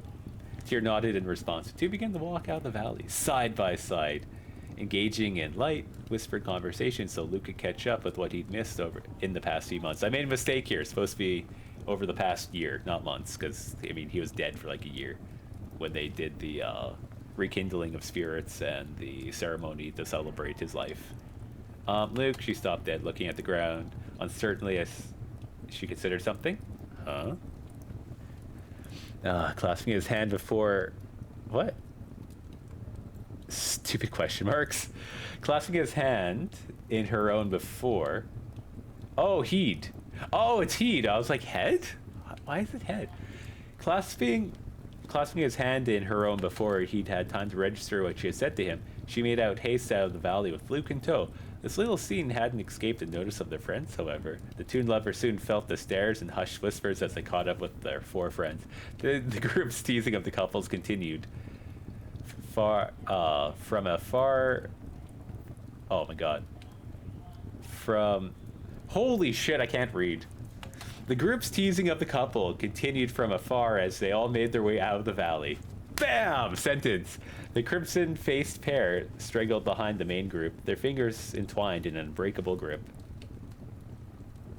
Oh yeah, I remember that picture. But that picture's probably not online more. Was this one long? Dear Lord. Because I believe this was 4 chapters. And what are we at? We're only at an hour and 21 minutes. Yikes. Alright, let's keep going. Maybe I'll read this chapter tonight, then I guess we'll go do something stupid for a bit. There's lots of reading today, and my brain is just like turning to mush. So I apologize about that. Birth of Love! Rekindled. The snowy town of Ketterberg. The Ketterberg Hotel, 5th floor, luxury suite. In the early hours of the morning, an ex-knight of Lorelei relaxes contentedly in the warm bathtub, the male behind her draping his strong arms around her shoulders and neck as they both enjoy the water's soothing embrace. Candlelight flickered around them. The tiny flames were only the only source of light in the room. Naked served for the bubbles stuck to their bodies. The pendant that hung down at the girl's breast reflected the rippling water against an even more beautiful backdrop. That's a high bar to pass, Benji. In order to get accepted into NAME, one must be able to read fanfics to pass. That's tough! That is actually a pretty high bar. Especially if it's like, you know, written by 13-year-olds. Just saying, you know, a little tough. I wish I had this stupid Stream Deck set up here. Because I've only got like half the buttons and things on there. So I'm kind of figuring it out. So hopefully this will be ready for tomorrow. And then I could try and figure out the streaming thing for YouTube. Because I kind of want to move to YouTube's a bit. But I will probably respect October as the last main month on Twitch. And then I'll probably try to do that big move over. Because YouTube just seems easier and you could do a lot more stuff with like YouTube Premium. From what I've seen, but again, it's not for everybody, and I feel that people get a bit more out of YouTube rather than just subbing to one person. Or you could even make it like $1. Just $1, boom, free. Or not free, but like super, super cheap. Make it easy for everybody. Now back to the story. Whoop. Tear. ... Oh, yeah, ... Luke began, his hand playing with the pendant that hung between her breasts. Tiny droplets fell from his hand, landing on the girl's chest and tracing a path down to the water below. Tear murmured in response, fidgeting slightly from her current position in order to see his face as he spoke. I was thinking back to when we first met. You remember that night we spent together? Her fingers closed around her pendant. This pendant, we were lucky to get it back, huh? His voice faded as he struggled to find the words. She took a sip from her glass. But you did get it back, for me, she said with a smile, closing her eyes and placing her hand over his. I never imagined that we'd be here today like this. Luke paused as he felt Tear leaning. I almost said lingering. Leaning against his chest. I heard you, Tear. She remained silent as Luke continued. Back in Eldront, when I promised I'd come back, I heard what you said to me. Because in that scene when like everything was like blowing up and before like the final battle, she's like, Luke, I love you. In the English version, there was no voiced line. In the Japanese one, there was actually a I believe there was a voice line for that, but I don't know why the English one didn't get it. Oh my god, she's not wearing a bra. Oh no, the nips be free. They're in a bathtub. Smack. You don't wear a bra in the bathtub. Normally. Hey, little kitty. What's up? Yeah, you can play with those. You can play with the acorns. Benji, your comment just like completely derailed me. Tear blushed with embarrassment as she recalled her whispered words when they parted. 3 words which came to mind so naturally back then, but she couldn't believe that she had actually said it. You idiot! She shot back her response, sinking deeper into the water in an effort to escape embarrassment, safe in Luke's embrace, as she thought back over the time and experiences they'd shared together. Her head submerged just as he repeated those same words to her. ... Or maybe it's supposed to say I love you there. I don't know why that's censored, actually. Someone's getting derailed tonight.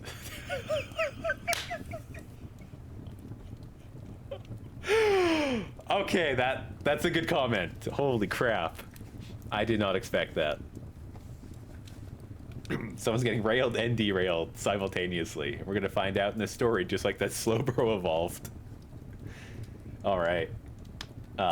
2 hours prior to this, the very same pair had checked into the Ketterberg Hotel with their friends. After spending some time in the casino and sharing a lavish night banquet in the restaurant, the celebrations of Luke's homecoming had finally come to an end, and the group had retired for that night. The two stepped out, of the elevator on the 5th floor, making their way to the most expensive suite in the hotel, usually reserved for royal guests, because, again, Luke is a prince.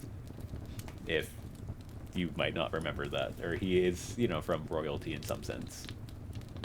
And reaching the end of the lavish red carpet that defined the entrance to their suite, Luke turned the handle, and the two entered the room. The room was large, its grandiose trappings rivaling even the most exquisite luxury that pampered that the pampered noble had become accustomed to over the past few years. A raging fire blazed in the hearth. The flickering flames continued their own personal battle against the freezing night air of Ketterberg. At least as a noble, he's a son of a duke. I agree.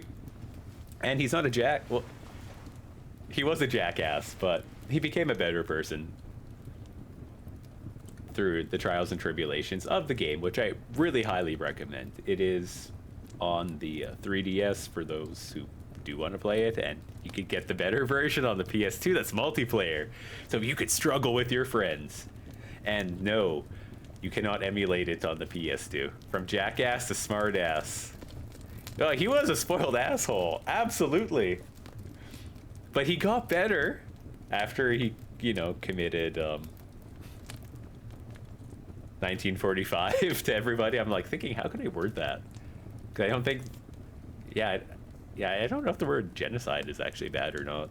But anyways, yeah, bad things happened. Which made him kind of come to the conclusion. Alone in the room at last, the red-haired noble stretched and yawned as he collapsed lazily onto the bed, while the dark-haired girl looked at him with eyes full of adoration. She placed her staff on the table, collecting the sword that Luke had carelessly discarded in the middle of the floor, and, you know, laying it beside the staff. Luke looked up from his position on the bed as he removed the throwing knives and sheaths that were attached to her legs, admiring a view that was, you know, scarcely presented to onlookers. Her hair shimmered in the soft moonlight, its gentle glow reflecting in her stunning eyes as she caught his gaze. And Luke once again found himself I made a mistake! Found himself an unhappy victim of her admonishing looks. He pulled himself up into a sitting position as Tyr sat down beside him. Womp womp womp womp. Luke duke him. Oh, he'll probably duke her. I can't believe that it's a typo in there. That's funny. Oh, I guess yeah, I was 16. But that's still better written than the other story, so huzzah. Luke, I thought you were above that. Tyr berated the noble, shaking her head with a sigh. Well, I guess I still got some growing up to do, huh? He laughed off her comment, you know, parting the hair that covered his face. Tyr did likewise as she looked at his face, time standing still as her eyes met. A strong mutual desire, a long suppressed need was bustling to get out. The two sat trembling as they edged closer together. Grammar is the last thing fanfic authors care about. Oh man, but grammar is what makes the stories, because if you have bad grammar, you can't read it. I'm gonna go turn on that light, because it seems to be getting quite a bit darker. Boop-a-doop. There we go. Now, we got everything here, and you can see the picture of the G-spot and the foxes in the background. I have a story that would break you, Benji. Oh no, don't do it. Don't do it, Azarif. It's what I'm thinking. Want it? Oh, don't threaten me with a good time. All of a sudden, Down syndrome readers have up syndrome.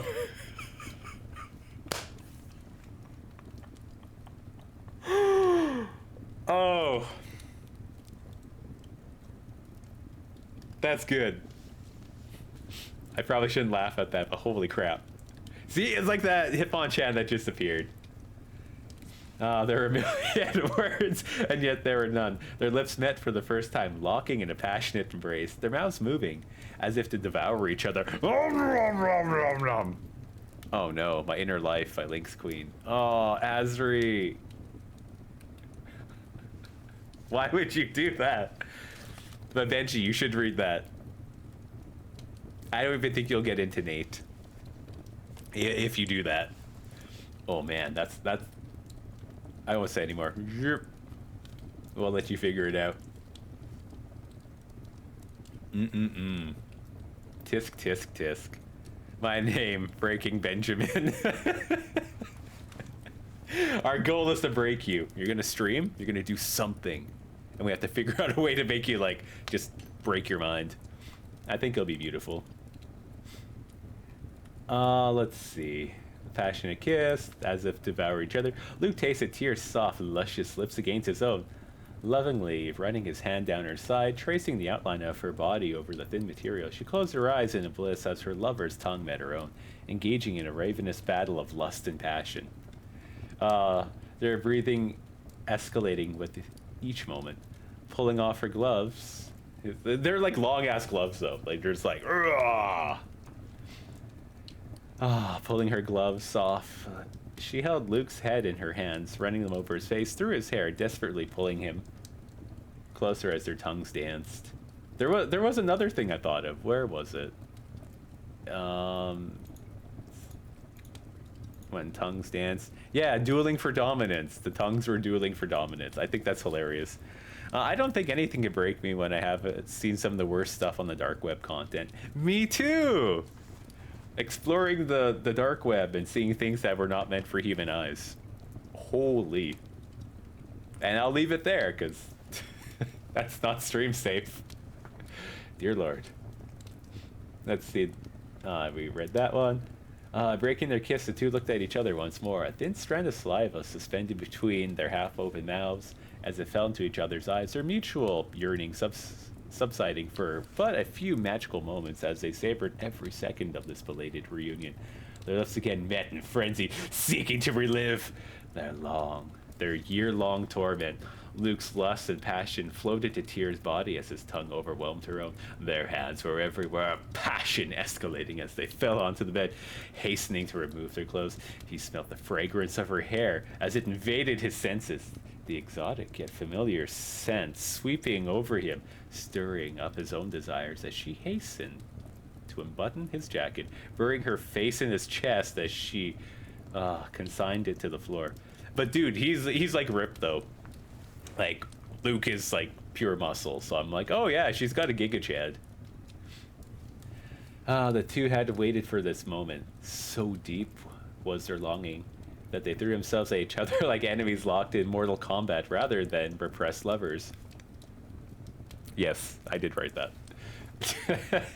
Amidst the calm and frigid beauty of Ketterberg, the only sound was, oh my god.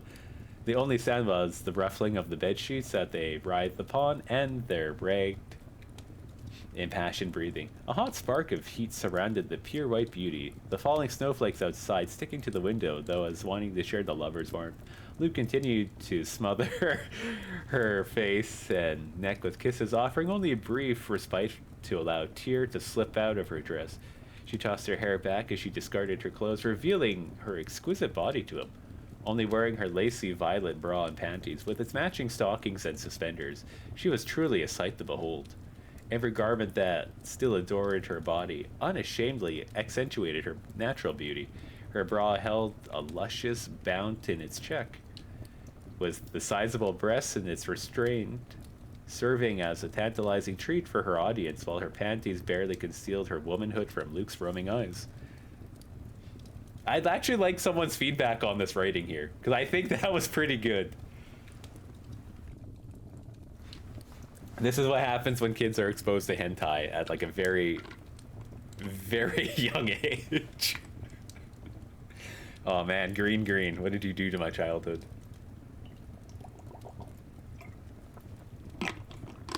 Thank you, I appreciate that. The writing is better than Yugioh. And I still have to go slap Jeff the Fishman for introducing me to the world of 18 plus. And Serial Experiments Lane, because holy, that was tough. Oh man, what a great time. Anyways, Tyr, you're amazing. Luke could feel his body responding immediately as she stood over him, losing himself in her beauty as she twisted her half-naked body around, flashing him a quick view of her shapely ass before clumsily kicking off her boots.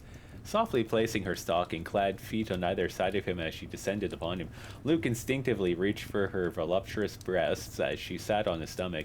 The objects of so much lust and attention were now on show before him as she allowed him to touch her. A smile spread across Tyr's face as Luke softly touched her melons. That's a reference to in the game.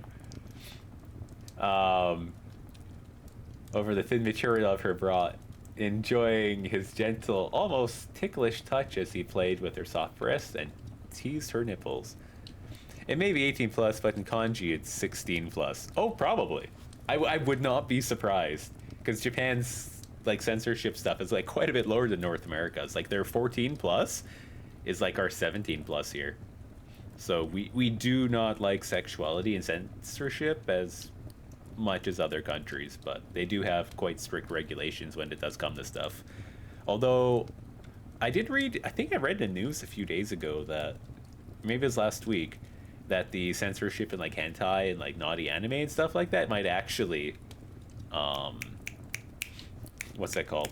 Might actually be removed. So they might not have to like censor stuff because it's deemed comic or something. Like, I'd have to look at the Japanese regulations again, but it is actually getting its way to like the Japanese government. So I was like, oh, that's actually kind of cool. So like you could actually have like uncensored stuff now. But we'll see if that gets passed or not. It was good. It's very Terry Goodkind writing style. I don't know who that is, and I'm kind of afraid to look it up, so I might look it up after this. Terry Goodkind.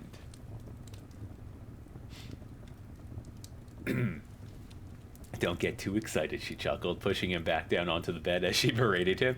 Her huge breasts hung in his face as she pulled his shirt off. Well, I mean, he only has like 2 layers of shirts anyways. He's only got the outer shirt and the inner one, which I believe is... Oh, Terry, good kind sounds like Mr. Hands type stuff. Yep. Thank you for expressing my thought there. Her huge breast hung in his face as she pulled his shirt off, her hands over his masculine chest as she edged herself down his body, not her body. Her hands unbuckled his belt and she pulled his trousers open. The glowing bulge, oh my god, the glowing, it just starts like going yellow and neon. Put it away, it's too bright. Oh, moment ruined. Puts on clothes, leaves the room. I'm gonna go do something else. Look, a butterfly. Hey, yeah, I'm gonna go find a butterfly in the middle of winter. Oh man, that's funny. Let me try that again. Her hands unbuckled his belt as she pulled his trousers open, the growing bulge in his pants becoming infinitely more apparent as his barely covered groin came into view. Luke hurriedly kicked off his trousers in expectation as Tyr's face grew redder by the second. She crossed her arms over his chest almost instinctively. Luke, it's embarrassing! And the beast of a whale comes up, and it's the Vaporeon copy pasta. Oh! Did you know that Vaporeon? And then we stop it right there. Oh man. Tyr blushed and looked away, her unstoppable passion lust for moments before now giving way to embarrassment and shyness as reality of the situation. And what they were about to do dawned on her. They both wanted it. It felt so right, and yet it felt awkward for the two lovers. You know, doing it for the first time. Yugioh, no! I said it, that's on me. You don't need to be embarrassed, Luke guided her hand to his crotch, placing it over his erect manhood. Luke. Okay, you know what? I'm actually embarrassed to write it like that. Wait, oh man. Oh man. Yeah, I can't fucking put... Anyways, I was 16. Leave me alone. Ah, Luke. No, there is no yawned. She could feel the erect member positively throbbing under his pants as she softly ran her palm over its outline. Succumbing to her desire, she pulled off the material that barely contained Luke's lust. Her eyes widened at the impressive sight before her. This is peak content. Oh man. She swallowed before cautiously touching his erect member, gingerly wrapping her slender fingers around his thick, imposing shaft. A curious look on her face, all the while, as though it may explode in her face if handled improperly. The emoji!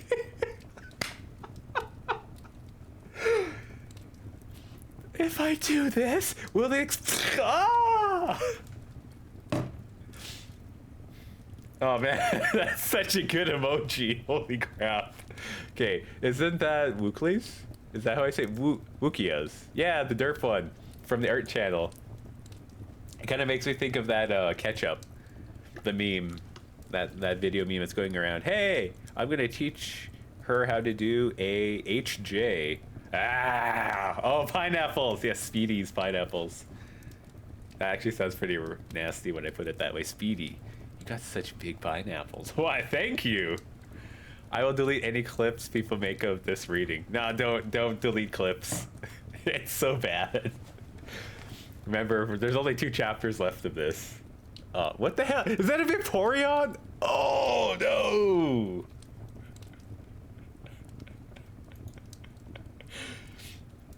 Congratulations, you have broke my mind. Give you 3 claps on that one. It's hot, she mused, almost infatuated with the experience of holding Luke's banana for the first time. Heh, I'm not surprised. You're beautiful, Tear, Luke responded in a cocky yet flattering manner. See, this... Oh man, that's definitely the 2 characters right there. You died. I don't think I died. There's a Paris on the screen though. That thing will screw something up. That was good timing with the emoji. My goodness.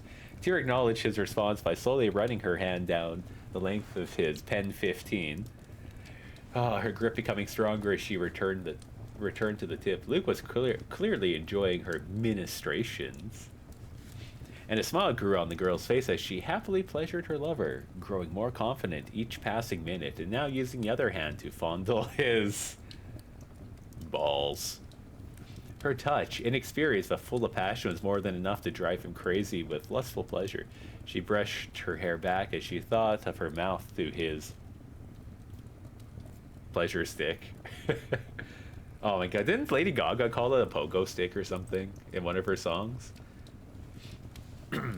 Oh man, I don't know if I want to read this now. It's too embarrassing. It's not the lighting that's red. I'm like legitimately embarrassed by this. I never expected I'd come across this again, and then we spoke about it last time, and I'm like, you know what? Let's see if I can find it. And I'm like, ooh. Turn off the internet. Well, that's enough internet for today. Anyways. What the hell is that?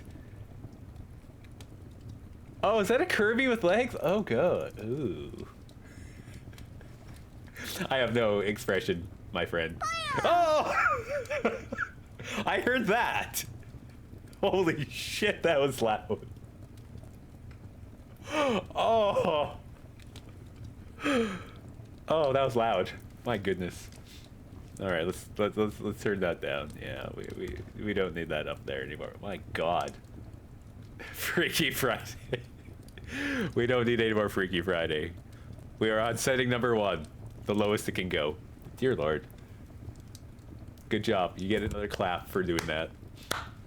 Her touch, inexperienced but full of passion, was more than enough to drive him crazy with lustful pleasure. She brushed her hair back as she brought her mouth to his pogo stick. Luke enjoyed the feeling of her hot breath against him as Tyr's tongue slipped out from between her lips, cautiously running over the edge of his pen 15. Luke shifted about on the bed, positively writhing in pleasure as Tyr's tongue traveled to the length of his shaft, shivering in rapture as she took his balls into her mouth, sucking and biting ever so gently on the redhead's most sensitive area. Her attention soon returned to his thick shaft, looking up at his entranced face as she took the head of his pogo stick inside her mouth, her tongue caressing every inch as her lips sealed it within her mouth. Luke's fingers harshly gripped her hair as he moaned aloud, twisting through her dark locks as she took more of him inside her. Her teeth lightly brushed over his excited member as she began her clumsy technique. Luke let the feeling of elation wash over him, engorged by the gratifying experience of tears, in elegant yet divine rhythm, burning desire turning to feverish delirium with each wild stroke of her tongue, seeking to coax further sounds of pleasure from his lips. Wow, that got fiery. Holy crap. Well, dear Lord. I am very embarrassed. Unable to restrain himself any longer, Luke tore himself away from confused Tear. His pogo stick slipped out of her mouth. Oh, God, that would hurt. Oh, I'm just imagining that. Oh, God. Luke tore himself away from confused Tear. His pogo stick slipped out of her mouth as he took her in his arms, laying the scantily clad beauty on the bed. He positioned himself between her half-opened legs. She lay on the bed, her bosom heaving as she nervously eyed her red-haired lover bring his hand to her lower half, lightly running his hands around and his tongue around her thighs, sending shivers of pleasure through her body. He brought his face to her panties, intoxicated by her feminine scent, amused by her half-hearted attempts to escape from him. Her panties were already visibly wet, and the mere thought of having Luke looking at her did nothing to alleviate the situation. Tear felt her body heating up, becoming more excitable with each passing moment. Her hips wriggled expectantly as Luke's fervent breath flowed over her, her own carnal desire now mimicking that of her lover's, and almost a contradiction to the pure and conserved image of Tear that Luke had come to know so well. Moist esports wet. I feel like I'm reading Velma's diary. No, I don't want this to be Velma's diary. My God, that Velma show. Persona! She watched as Luke's hand slid past her thighs and began to touch her over her panties, tracing the delicate folds of her soft material, effortlessly coaxing her open her legs with the slightest touch. A slight moan escaped the elite soldier's lips as she felt him touching her vulnerable form. This touch that she had longed after for so long. Finally, he was returning her love. After more than a year without his company now, feeling his hot breath against her skin, his gentle touch, his strong embrace, Tear finally felt at ease, just knowing he was there with her. Luke, that feels so good. She moaned out loud, almost deliriously as her emotions mixed with the pleasure. He'd barely even begun the touch, yet she could already feel the soaked material of her panties against her skin. She sighed as Luke used his thumb to gently rub. Oh, God. Rubbed the spot through her panties, relishing the pleasure that assailed her body. Luke noticed her honey was now visibly seeping from her slit, and he continued to run his fingers along her crack. His thumb continued to touch her spot as her soaked panties slowly disappeared inside her crack. He licked away the material, his tongue slipping between her folds as her... I think he's... I made a mistake there, too. Between her folds as he tasted Tear's honey, her panties rubbing against her sensitive flesh as Luke's tongue continued to tease her. Satisfied with his work, Luke extracted the sopping material nestled between Tear's folds, pulling it to the side to reveal her treasure. That's my purse! I don't know! He just kicks Luke in the balls. That's funny. He'd barely even begun the touch. Oh, I already read that. Let's scroll down. She looked incredibly... Oh, I made another mistake. Really? Really? Am I that bad at writing? She looked incredible in this position, legs spread. Her kitty and thighs were wet with her juice, glistening with the reflection of the room's light. The bra, the stockings, and suspender belts she still wore made her all the more enticing. Pleasure spread through her body as Luke played with her outer lips, tracing the intricate folds of her kitty. Covering his fingers in her juice before sliding one finger inside of her. Savoring the delicious warmth that enveloped his invading digit. Digit's such a good word. Oh, man. Tia squirmed and squealed beneath his offensive. The expression of joy and pleasure on her face almost seemed foreign on the usually composed girl. This was a face she'd only shown him, a side to her that no other would ever see. In the darkness of night, alone with this man, the girl bore an expression of and enraptured bliss as she was showered with his love. Luke smiled. He knew that lying before him was the most beautiful girl in the world, desiring nothing more than to show and share everything with him. Ah, you look so good when you're smiling, Luke teased her as his fingers stroked the roof of her cat. Shut up, Tyr retorted instantaneously, though her smile remained, mingling with her wanton hunger.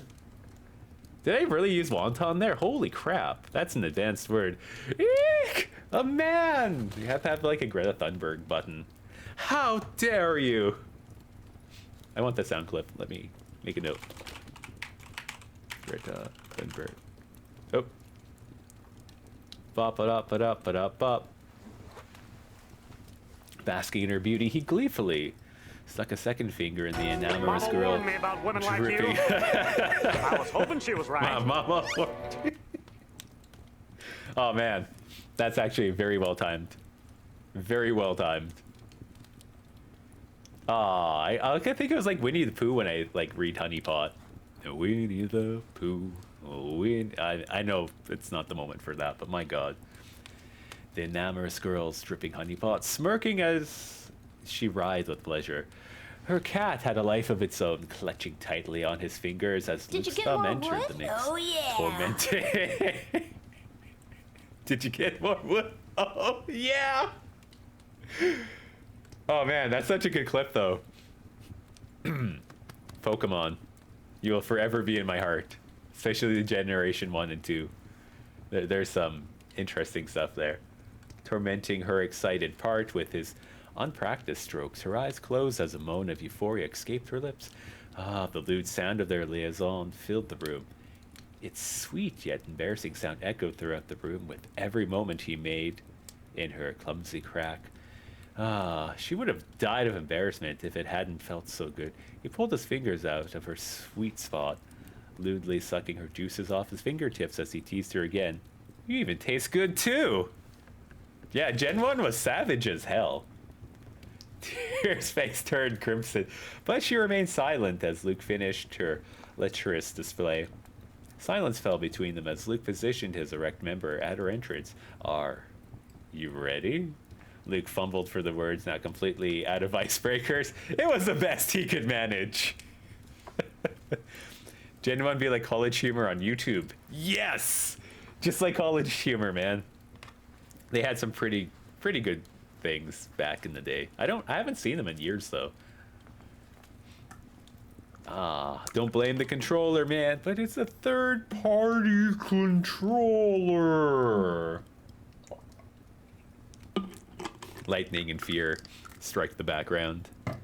Be gentle, she nodded in reply. They maintained eye contact as he slowly eased himself inside her cattish flesh, both as anxious as each other. Luke's hands firmly held her hips as he pushed inside of her, needing only a little resistance.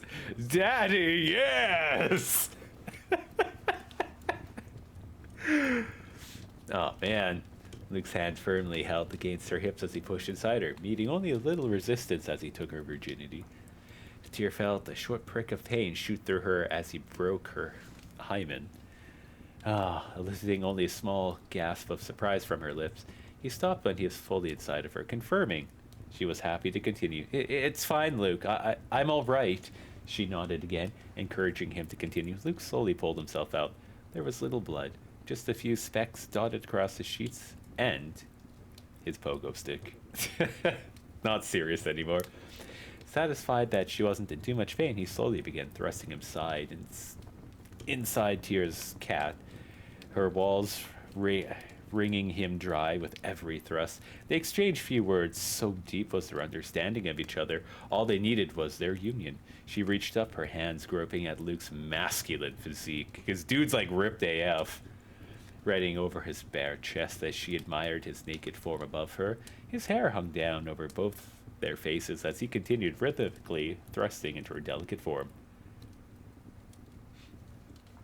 He wouldn't know it by looking, but he was incredibly strong. She felt the strength with each thrust of his hips, dominating and protecting her at the same time. His hands tightly squeezed around her supple flesh as he made love to her.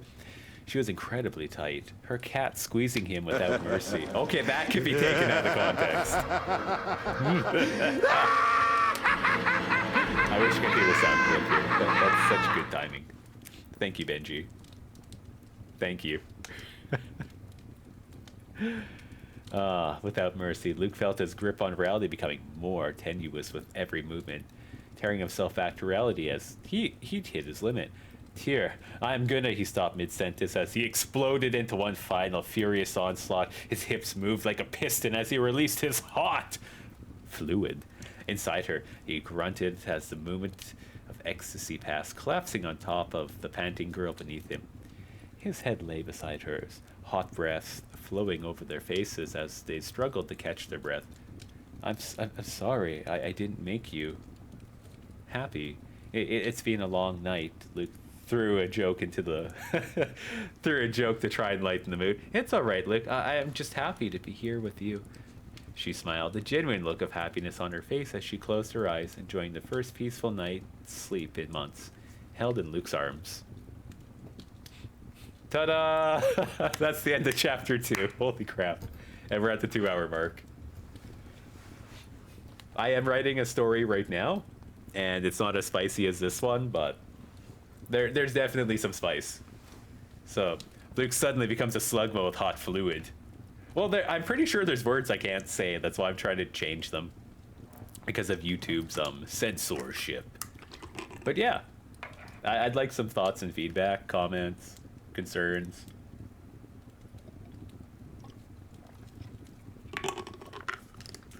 Or just even like some laughs and lulls. Because it's really hard reading something blind. Maybe I'm not good at reading. I used to read like the textbook and crap at schools every day. Definitely a hot story.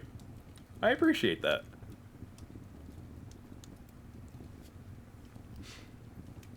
I kind of wonder like how good this could have been if I continued writing from like my youth and stuff like that. Let's see. If we go there. So, yeah. I'm going to read this, and this is probably going to make sense to Asri, because he was a very important part of my life. This is something I would find in a textbook after someone who... after someone turned to page 69. Oh, absolutely. High school kids are creative, especially when they're experimenting with stuff and just, you know, being little shallops and doing their things. There would definitely be a massive difference since you've grown as a person and a writer. And I've got more experience. That's probably another thing, too. It's like, oh, this is what happens. This is how I think it happens. This is the action of doing stuff together. Whoa, you can get better at this. So I think taking a lot of those experiences from real life into writing would actually like improve the quality of writing too. But I am looking at for a few people to read the first draft. I should hopefully have it done by October 1st because there is a huge project I'm working on. And I'm trying to cut this story down from like 400 something pages to maybe like 300, maybe like 320. I would love to read it. Definitely inspired by like RPGs, games, and what's the other thing? RPGs, games, kind of The Witcher. I like the writing style of The Witcher quite a bit because I do have I think 3 of the books. I know I have The Last Wish and like 2 other ones. Something about a tower, I think. And then I might replay The Witcher 3 on the Switch. It does not have DLC, but I was going to have like what's it called? Like an accompanying book? Here, maybe I'll just show it here. Boop. Those Pikmin. Just go all in and do Persona 3 or 4. The Persona fan base is kind of cringe. How would I put that? Tales of the Abyss Luke with the Fox. I have no clue why I even searched that. Symphonia Remastered. Oh yeah, the Fox scene. I don't know. Tales of I don't know, let's go like Symphonia skits.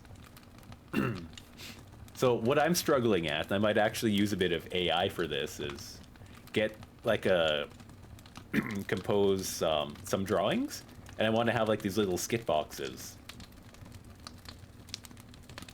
of stuff like this. So part of this story, it's going to be like a book, or what would you call it? It's going to be a main book, and it's going to say like skit, and then you're going to have the separate book, and it's going to have a whole bunch of skits that look like this, that I'd like to draw or sketch out, and kind of just have like the characters talking, kind of like what they do in the video games. Because I just really like this like style of animation. And not really animation, but just this style in general. And I think it actually kind of like add more flavor to the story, and then maybe when my programming skills and stuff get a little bit better, or if I have like more finances, I kind of want to turn the story into a game, and I'd like the game to kind of have like similar traits like the Tales series, and definitely kind of like in the Star Ocean aspect for like gameplay. It's like standard RPG that's kind of like in real time, but I'm not too sure how to tie all that in yet. Yeah, I'm thinking this would improve the quality of the story, because now it's not just words, you get like pictures of like really stupid things. I wonder if I can actually show like a skit or something. I don't know. I wonder if we have audio for this. Yeah, Lloyd's parents. 何も知らなかった。母さんのことも、エクスフィアのことも。Can you hear that? そうだな。俺はいつになったら知らなかったなんてとぼけたセリフを言わなくて済むんだろう。知らなかったことが罪なのではない。知らなかったことにあぐらをかいて恥じる心を忘れることが罪なのだ。Because I like the vibe that these give. And I think it would really definitely bring like a lot more liveliness to the story. Yeah, we could hear it just fine. Yeah! So that's kind of what I'm thinking, is just rather than having only text, you could have like these little skit scenes and stuff like that that will actually bring the story to life. I also have a story cover that has been produced. How licensing and stuff, and how the artist wants their work represented and things like that, we still have to talk about. But it's a project. It's definitely like a long-term project. I'm kind of like, yeah, we'll get there. But here's the bio, and it's got the specific dates that Adri might be able to point out as kind of key events. Less said about me, the better. Smile. July 19th, 2008. Yeah, media minor, so that's another person on here, has permission to host all three of my Disgaea-fics. Cannot find them, though. That's kind of the weird part. Anyways, so I won't worry about that. But after long abstinence, a disaster strikes. My piece of crap laptop decided it was time to, well, die. I decided it's more cost-effective to get a new one. The old one wasn't much good anyways. Current project list is I'm working on 2 interrelated fanfics, particularly a Nisa game one. Yeah, which should be finished very soon and will be published, you know, in the new section under video games, Tales of the Abyss, Luke X fanfic. Oh, this didn't even say it. But yeah, I had a lot of stuff going on in life at this point because I ran away from home because things got a little cuckoo-cuckoo. Yeah, so it's kind of like, whoa, stuff happened, things happened, and all this cool stuff. My partner did want me to read one of her stories. So, I guess we'll just jump into this. Oi! そんな、おい、起きろ、起きて、ジョーが、起きてってば。 Hey, we got Spirit here! Oh my god, Spirit in Black is raiding with 3 people. We're gonna give a shout out to Spirit. That's Spirit in Black. Let's see if we can do this. Yeah, we got it! Yatta! Got it through now.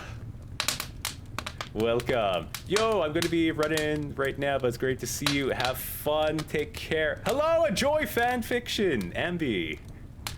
We were just reading naughty stuff. Very, very naughty stuff. Glad you guys can join. Take care, Spirit. And I'm definitely back to pop around because Twitch is working finally. Anyways, cheers, mate. We're gonna read one last story, and that's it for today. I don't know how to do these intro things, but I'm Fox. welcome to our channel. We do random crap here. Luby Luke. Yeah, and we'll finish the, what is it? We'll definitely finish the next 2 chapters. I guess I could probably do it tomorrow. For you, I think this one's quite a bit longer. Oh man, yeah, this was another, like, sex scene, basically. But this one, I believe, shouldn't be. This one's a little darker. Actually, I think I read this one, didn't I? Alone with You? She opens her eyes slowly to a foul stench and a perfect host. Note, is previously uploaded a few years ago. This is a new draft of said upload. So I think I actually read the original. But we can do it again. Please let me know if the font is too small or too large. And let's jump in. Alone with You. She opens her eyes slowly, her eyelids fluttering with exhaustion and an unusual heaviness. As she sets her blurry gaze upon the room and waits for them to focus, the rest of her sensations begin to awaken. The first to invade her awareness is the smell, a nauseating, cloying mildew festering in every pocket of air, weighing upon her nose to such intensity as to diminish her into a coughing fit, coating her throat like a thick, viscous glue. Her entire torso lurching forward as it convulses in her fit, she quickly discovers the coarse rope embedding itself into her chest and against his wrist, swollen and raw, stinging from the foul air, in equal measure to the pinpricks of blood staining into the straw-like threads. Peeling her heels from the sandpaper of the concrete, she finally directs her focus to the only clean surface of the harshly illuminated room. A steel square table, 2 glasses, and a pill. Welcome! A quiet voice offers warmly. That was definitely not quiet. So, that's on me. Her head snaps to the set of stairs at the edges of her periphery, focusing upon a man as he casually struts deeper into the room. Her eyes trail his path to the table. Her mind picks out little details about him. The host-like bearing he carries himself with, the silk handkerchief diligently wrapping around his fingers over and over again, the carefully ironed white suit and silver tie of his designer quality molded perfectly to his build, matching the pattern of the handkerchief. His clean-shaven smile twisted appropriately into that of his role, and a cute wave of dizziness swirls her empty stomach, forcing down the bile as she calms her head and focuses on the only thing that matters. Him. Well, not really me, but the guy who's, like, standing there. Please excuse the change of venue, he continues with a subtly patronizing expression, betraying his sincerity. I found our previous location ill-suited for our purposes. Where am I? He smiles cordially, as though they sit within the halls of an esteemed estate and not the condemned basement of a building likely bound to the tatters of yellow police tape. Somewhere better suited for our negotiation, my dear. Katerina. She stresses, repressing the flash of anger of her curling toes. Yes, of course, Katerina. I understand. Negotiations are best discussed privately. After all, I take we are now completely alone. She straightens her spine, flashing him a smile as he rewards with one of his own. She recognizes him now, prodded by his choice of words. How dare he underestimate her and her power? Yes, completely alone. Biting down her tongue in another wave of bile, she forces the cordial farce to continue. Interesting drug you slipped me. Doesn't feel like a normal sleeping pill.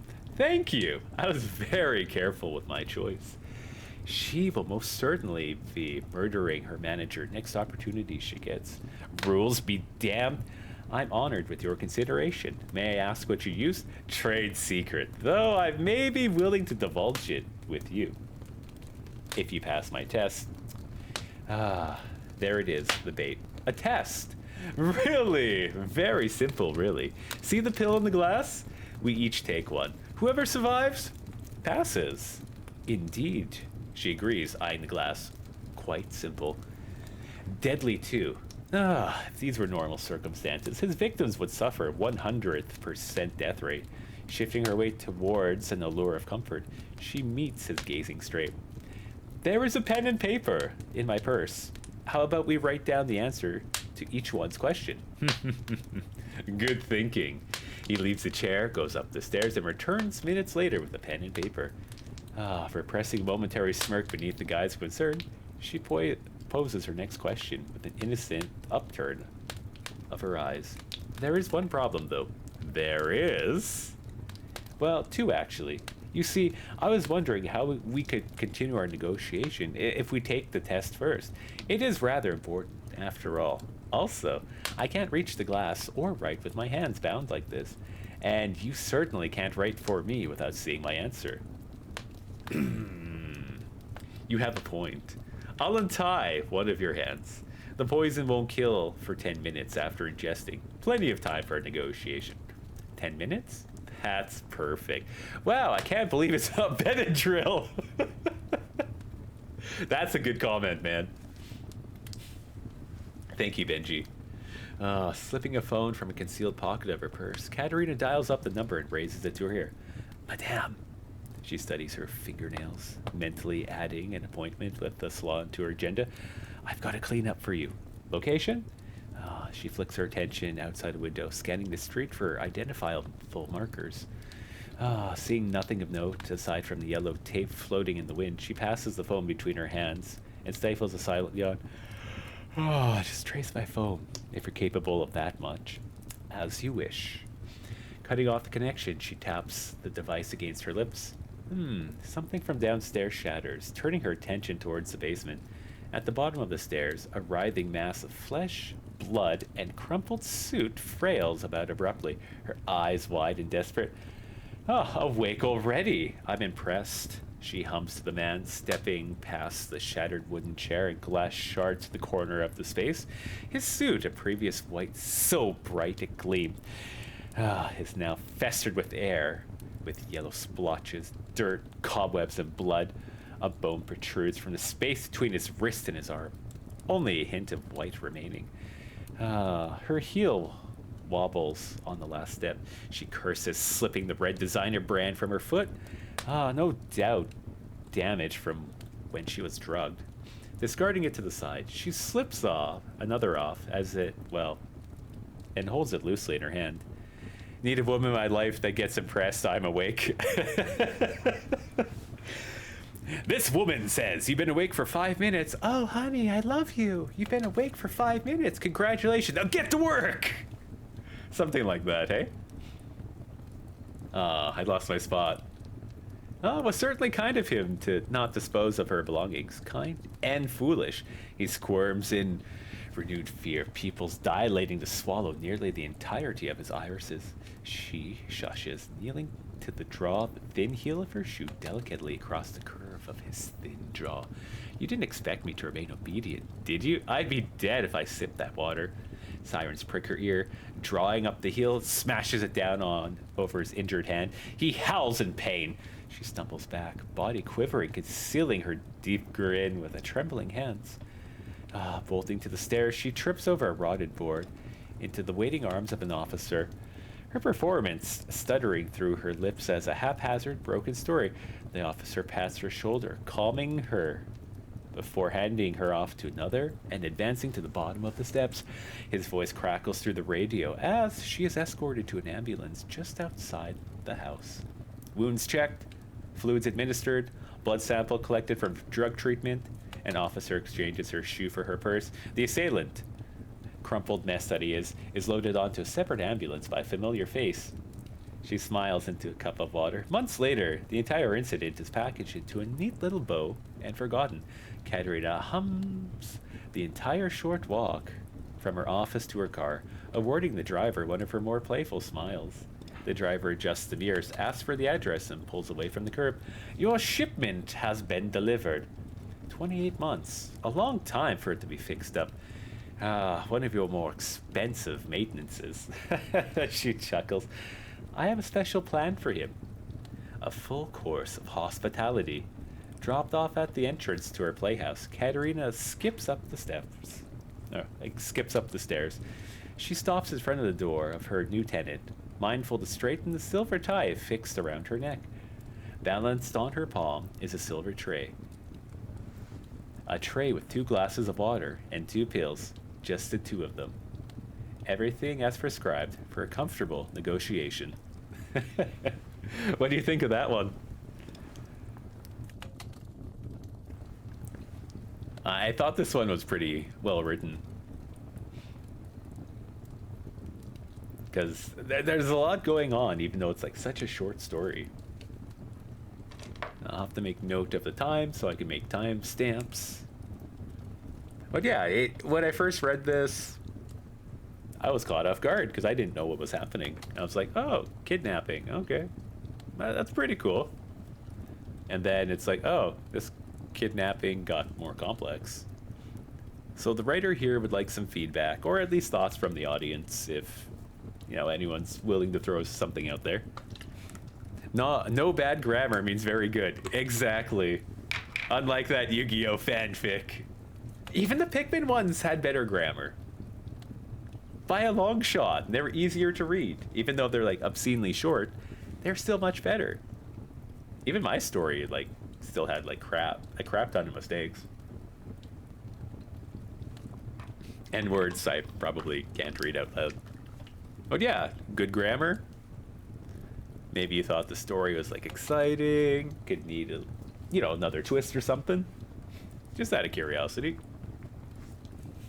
And I'll have to mark down this one, Alone with You. Alone with you. We got 2 people drinking some stew. Oh, apparently I read this back in May. Okay, so I did make a mistake on this one. Needs a little more spice. What kind of spice? Like paprika, Cajun, hentai? I think we might have another one that has a bit more spice, though.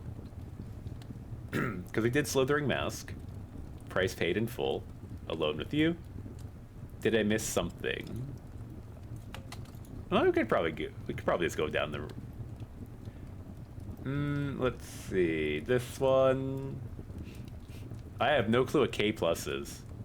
Like kids and adults? Kid 2 adult? Oh, no, don't do this to me.